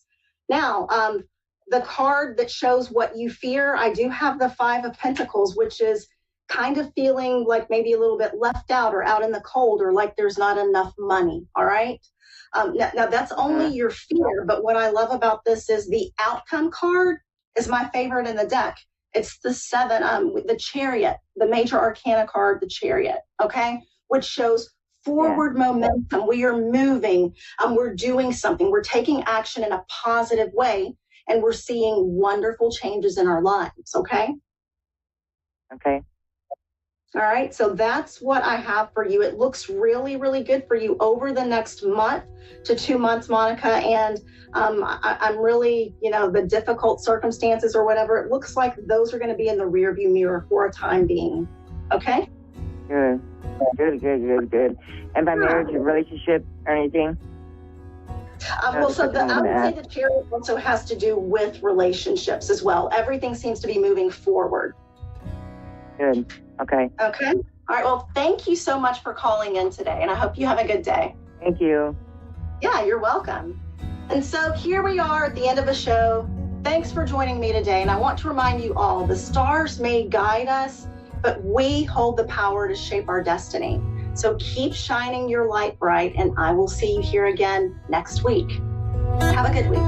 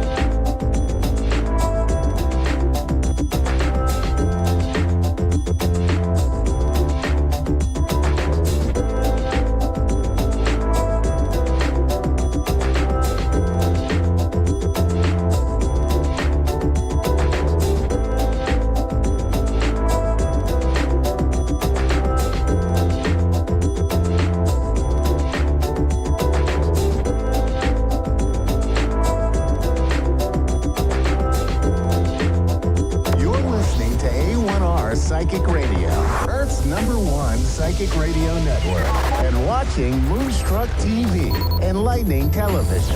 Welcome. Time for Amanda Hall Psych with Amanda Hall. Live from AmandaHallPsychic.com.au. Connect direct. In North America, dial 888-454-2751. In London, 20-3519-2158. In Sydney, dial 02-8488-3147. Or online, contact us through our Facebook page. Facebook.com/Psychic Radio. Or one of our websites, AskOneRadio.com or Moonstruck.tv. This is Amanda Hall Psych on A1R, the Ask One Radio Network. Welcome to A1R Psychic Radio here on Moonstruck TV with Amanda Hall Psychic all the way from the Gold Coast. Look, our hearts and our prayers and everything goes out to the Californian fires. Look, it's absolutely beyond words. You know, look, I have many people that I know in that area that have lost homes, and it is just tragic. There's just no words. So whatever you can do, even if it's a small donation, even if it's $5, if you can donate to one of the legitimate fundraisers to try and help these people get back on their feet again, would be much appreciated. Let's just pray for rain that puts these terrible fires out and people can start to sift through what's left of their life and their belongings and start to make a start again. I do appreciate it. I understand what fire does. I've experienced fire myself, and it's a very tragic thing. People say, oh, it's clean. It's you know, it's not like a flood where everything's muddy. Well, no, but in a flood you might be able to salvage something. In a fire there's nothing left.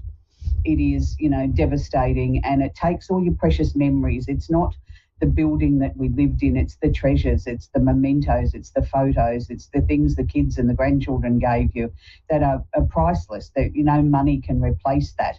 So again, our hearts go out to them. So this week on the show, we're going to feature the Simply Tarot card of the week, and then we'll move into the astrology section, and then we'll take a couple of callers. So let's liven things up a little bit. Simply Tarot card of the week is the Sun. Now, this is a really positive card to come out in the midst of all these California fires at the moment.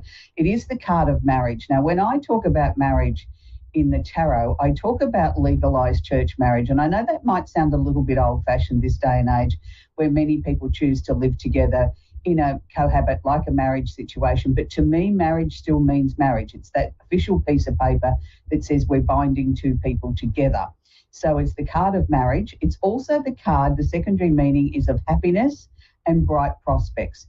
Now, wouldn't that be a nice feeling to sort of wash all over California at the moment, some happiness and some bright prospects? Let's all pray for rain and make it happen. I'm sure the power of positive thinking and prayer can bring this to an end, and these people can start to get back on with their lives again. It is a very, very positive card. You can see a child on a horse waving a flag, the sun in the background, the sunflowers, everything just spells happiness and radiates happiness, and things of brighter days to come, that we do have the opportunity there to make things a much brighter place. And sometimes just by smiling and being kind to people and sort of reaching out and asking if you can help them in some way, or just even say hello to somebody, can brighten their day if they're very lonely and don't have too many people to have contact with. And I think even with all our technology this day and age, we are finding people are more and more isolated and have less and less communication than what they did. And sometimes just that human voice, or somebody reaching out and touching you, or placing, you know, a hand on your shoulder, can be something that people haven't experienced for a very long time, and it can really change their whole day. It can make somebody feel a lot better than what they were feeling. They mightn't have felt well, and just a little gesture of kindness makes a big difference. So that's what I think of when I say this, the Sun card, is I think of us really needing to radiate and generate some sort of happiness in the world. So we're going to move on to the astrology section. You know, look, I get lots of messages each week about people telling me how informative it is. They look forward to the section. If they miss the show live, they catch up with it on one of their various devices or various places that you can catch up, and too many to mention here. So it's important that I think that we all sort of take out of this section what is appropriate for us. And it's not about dividing the zodiac into 12. I don't have time to do that and go through an individual situation here. But what I do is I give you the highlight package of what's happening, not necessarily what's trending on social media or somebody thinks is important. I see it in what I see, you know, half an hour before the show. It's that fresh that I look at where the planets are sitting and how they're affecting us, and that's how I bring the report to you every week. Okay, the sun is still in Capricorn, so happy birthday, Capricorns. We've only got a few more days left of the Capricorn sun before it moves into Aquarius. So let's enjoy this period of time where we've got this Capricorn energy. The Capricorn energy is about structure, is about government, big business, about bringing official situations in our lives and making sure that we've revamped our lives, I suppose, in a way. It's the beginning of the calendar year. It's a good time to sit down and look at our finances, to look at all our utility bills. Have we got the best deal on our insurance, our electricity, our telephones, etc., etc., etc. So it's a time of reorganisation. No matter what your star sign is, it's a time to really sort of look at the official things in your life and make sure that they're up to the minute, that have you got everything sorted out? What if there was something that was to happen unexpectedly in your lives? Do your family members know where your important documents and papers are? You know, things like that. You know, it doesn't matter whether you're young or old. We need to inform people that are closest to us where to find important documents at a time that might be needed. And, you know, it's really important to make sure that you're on top of your own personal finances at the moment as well. So we've got the sun in Capricorn, which is making an uncomfortable transit or an opposition. It's called an opposition. So it's sort of like at opposite ends of the zodiac. So it's like almost like a seesaw going up and down, you know, a push-pull situation. How do I handle this? So we've got the sun in Capricorn opposing or in opposition to Mars in Cancer. So it's directly opposite. So Capricorn energy is about structure, making sure everything is sort of cemented together, that we're very cool, calm and collected. We approach everything in a very dynamic sort of way, but a very logical, practical, earthy sort of way.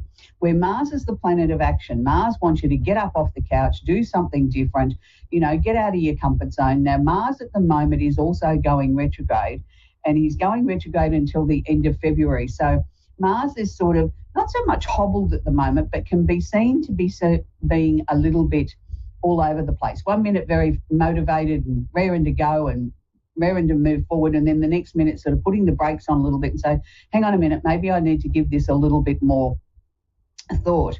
So with this push-pull situation, it's sort of almost like as if, and this is for the whole 12 signs, not just Capricorns and Cancers, it's for all of us, that, you know, we might get this great motivation to sort out our finances and look at our, you know, our banking arrangements and our, you know, utility bills, and all of a sudden we think, oh no, I think I'll go for a walk, or I think I'll have a cup of coffee, or I think I'll do something else. And that's Mars sort of just saying to us, okay, take a breath.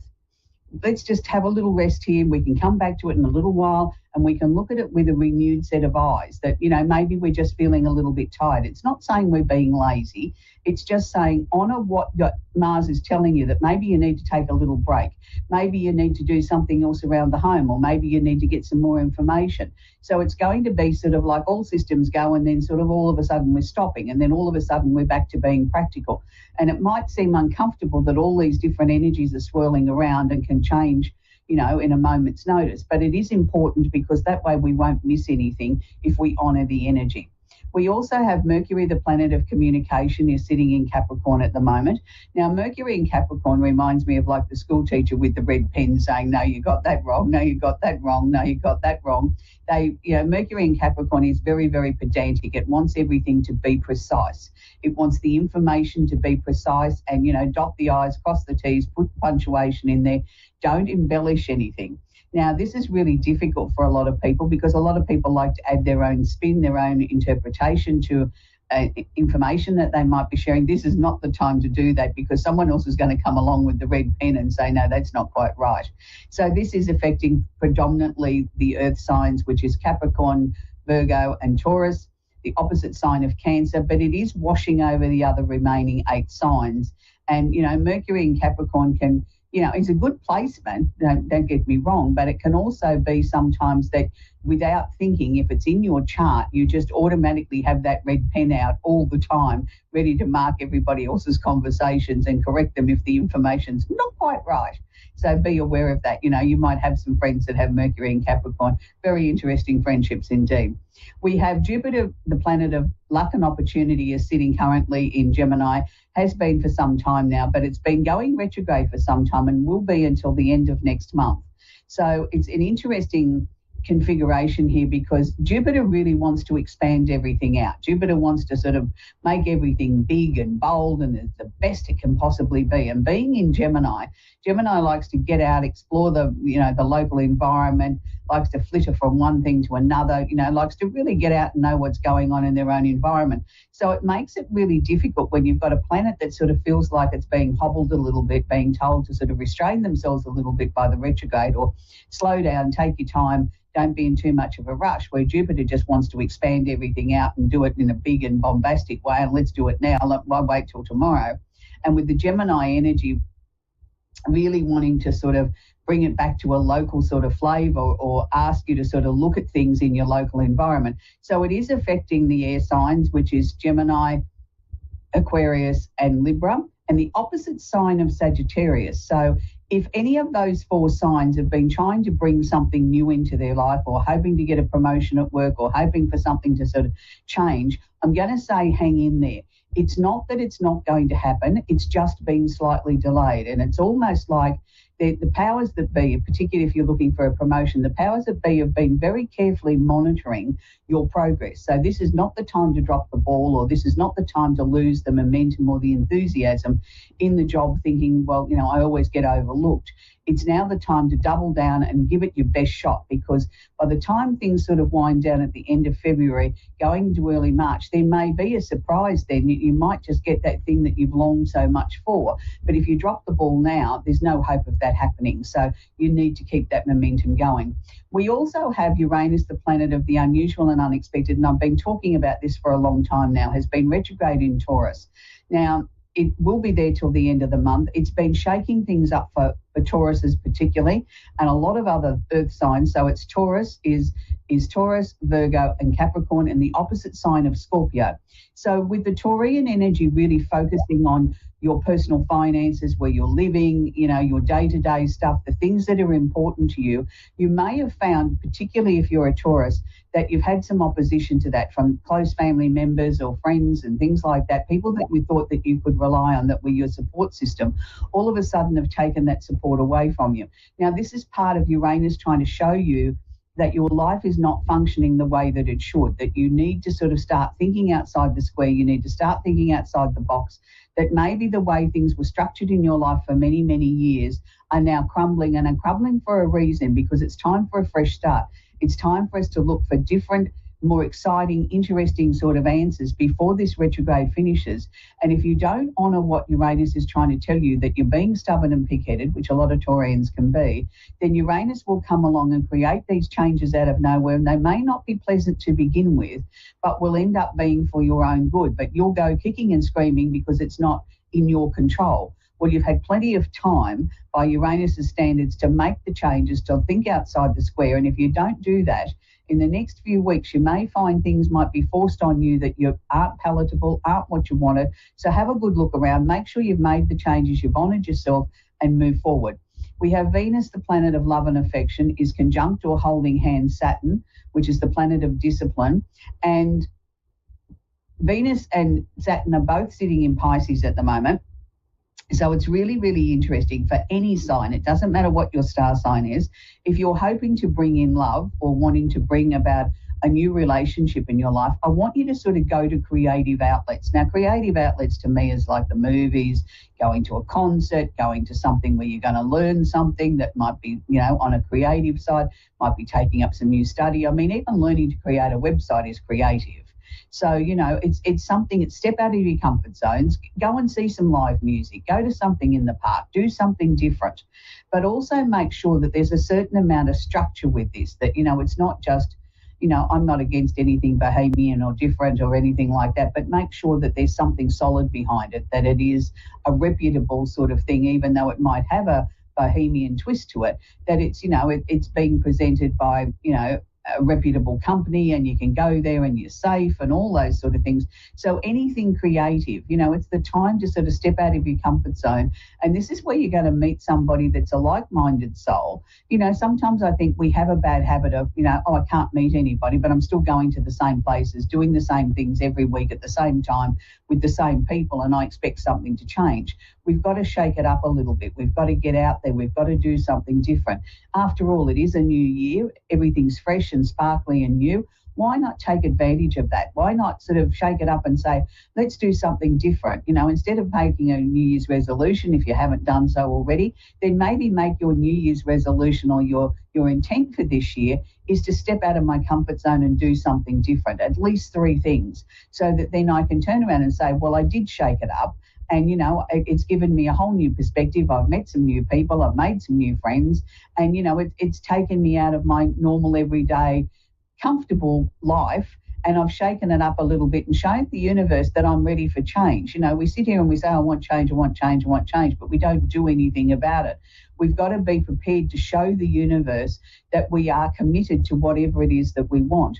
Look, I'm a firm believer in that we get what we deserve. And, you know, and it's wonderful that people have vision boards and dream books and all those sort of things. And I'm not against those sort of things, but you've got to actively get up off the couch to make some of these things a reality too. Sitting there wishing and daydreaming and wanting doesn't necessarily make it so. You've got to actively get up and participate in life for things to change.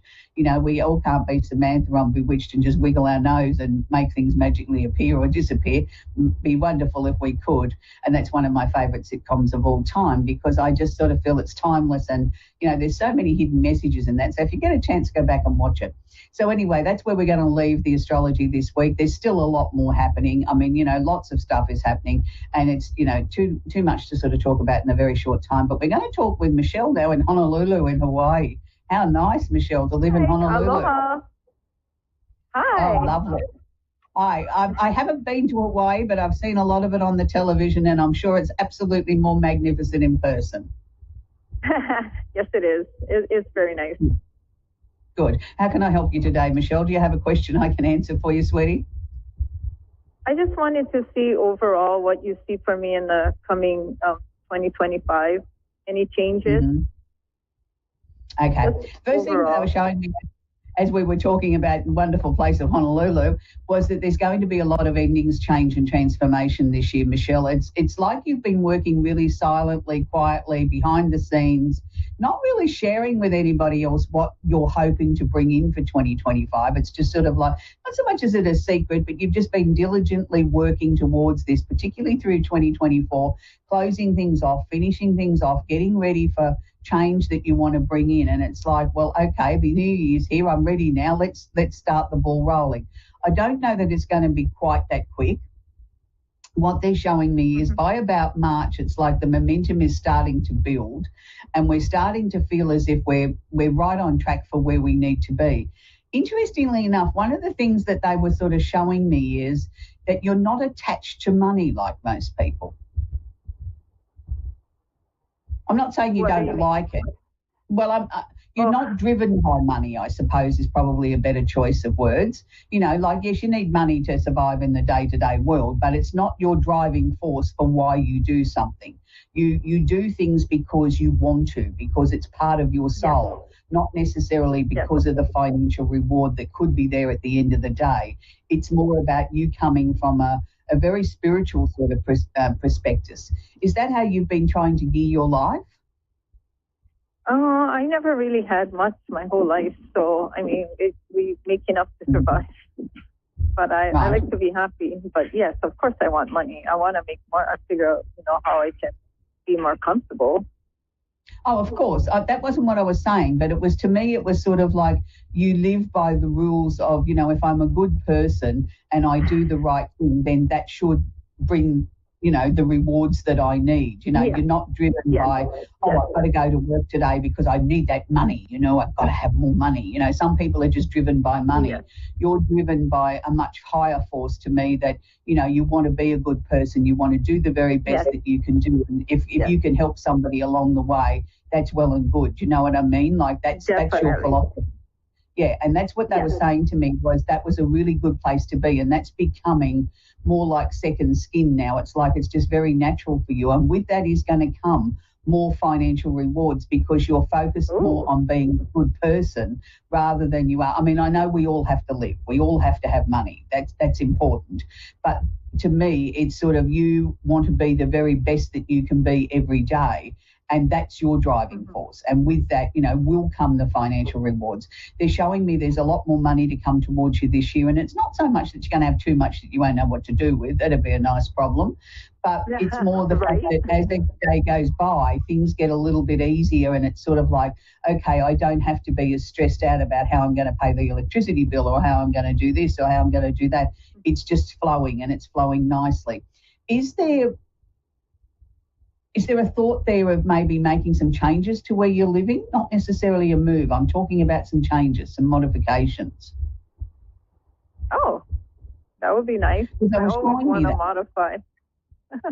Yeah, they were showing me in the second half of the year that you'll have enough money to do whatever it is that's been part of your dreams, shall we say, for a long time. And it was around where you were living, and it's like, wow, I can finally do this, and I can do it comfortably and easily, that it's not taking from something else. So for that to happen to me, It shows that there's got to be such an improvement on where we were last year to where we are now. Wow, okay, that's good. Yeah, so Michelle, all I can say to you is keep doing what you're doing, because the universe is listening and going to help you, sweetie. Well, thank you. That's some good news. It is, but you're very, very welcome. Happy New Year, sweetie. We're going to talk with Elizabeth now in Wisconsin, Rapids in Wisconsin. I can't trip over my words today any more than that. In the USA, are you there, Elizabeth? And I do apologise for not pronouncing your location correctly. How can I help you, sweetie? Yes, I'm here. Do you have a question for me, sweetie?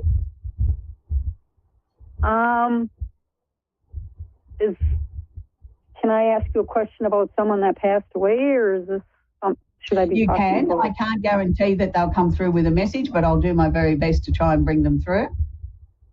Yeah, I would like to hear from my son who passed away 5 months ago. Oh, I'm terribly sorry to hear that. I can't begin to imagine how painful that is to lose a child.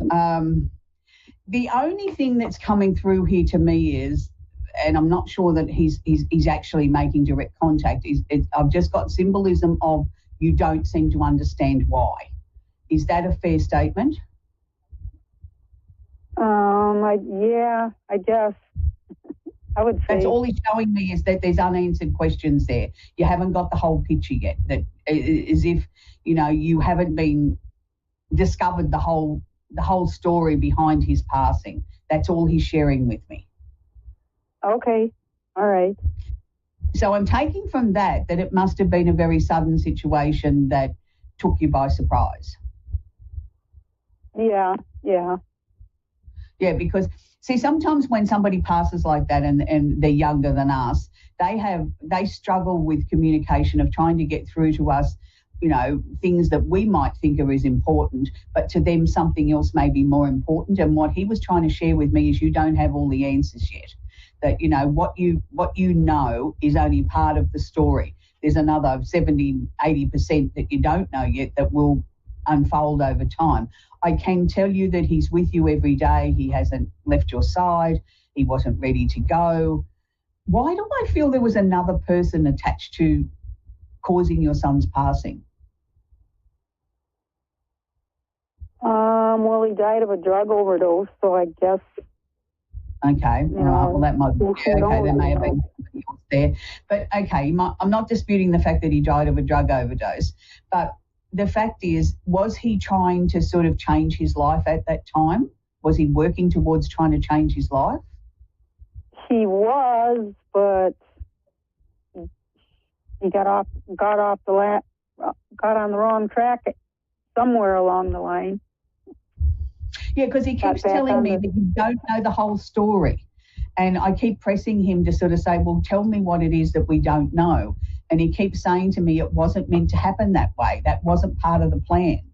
So I can only take it from that he had an idea in his head of what he hoped to achieve or where he thought he was going. And like you said, he got on the wrong path, attracted, the wrong people or whatever. But he keeps telling me it wasn't meant to be this way. So, and he showed me that there was at least one other person. I felt there was two other people that were close by when he passed. And I'm not saying they caused it, but I'm just saying they were there and did nothing about trying to prevent it either.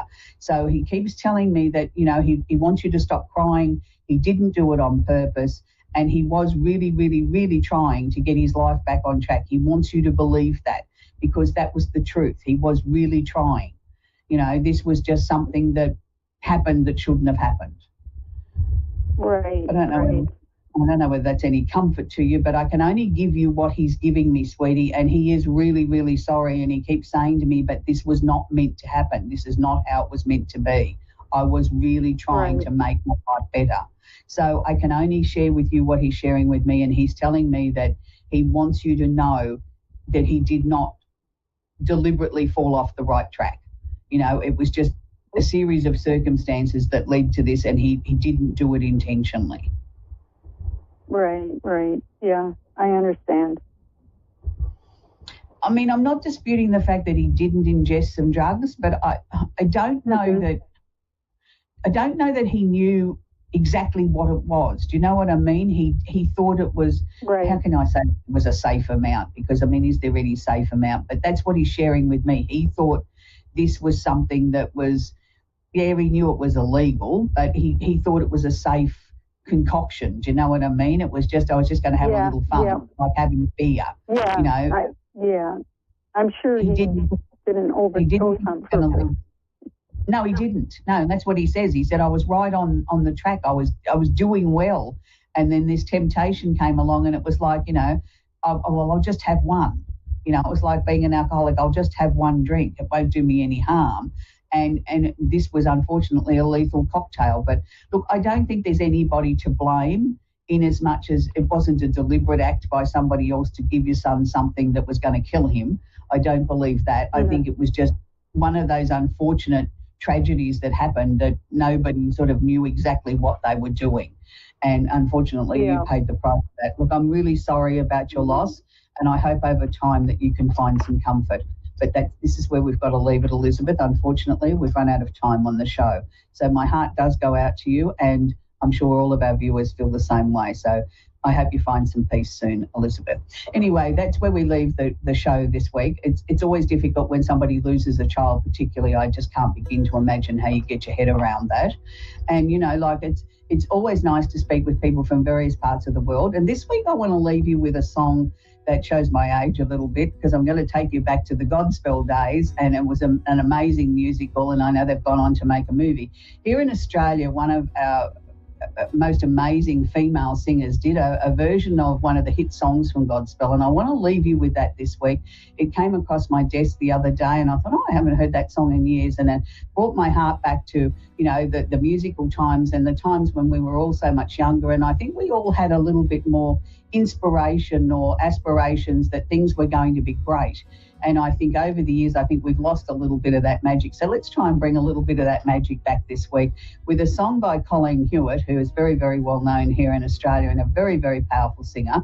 And I know my producer loves one of our Australian singers, and this woman sort of would rival her, I think, a little bit, Colleen Hewitt and Day by Day. So I'm going to leave you with this song from the 70s. Until next week, I hope we get rain in California and the fires go out.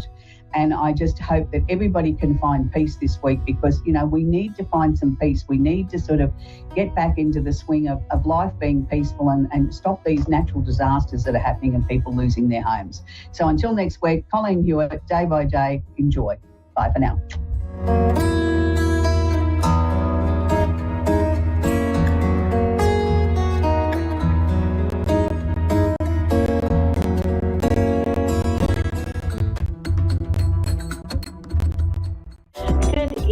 Everyone, and welcome. As always, I am delighted and excited to be here with you. We have a full moon just around the corner here. I'm not sure. I have to take a look at the sky, but I believe it's either this evening or tomorrow. You're familiar with the idea that the full moon energies are felt 3 days before, as well as on the actual, full moon. You like that? All of a sudden it's Asian. Full moon, not full moon. Seriously though. The full moon's energies are felt 3 days before, on the day itself, as well as 3 days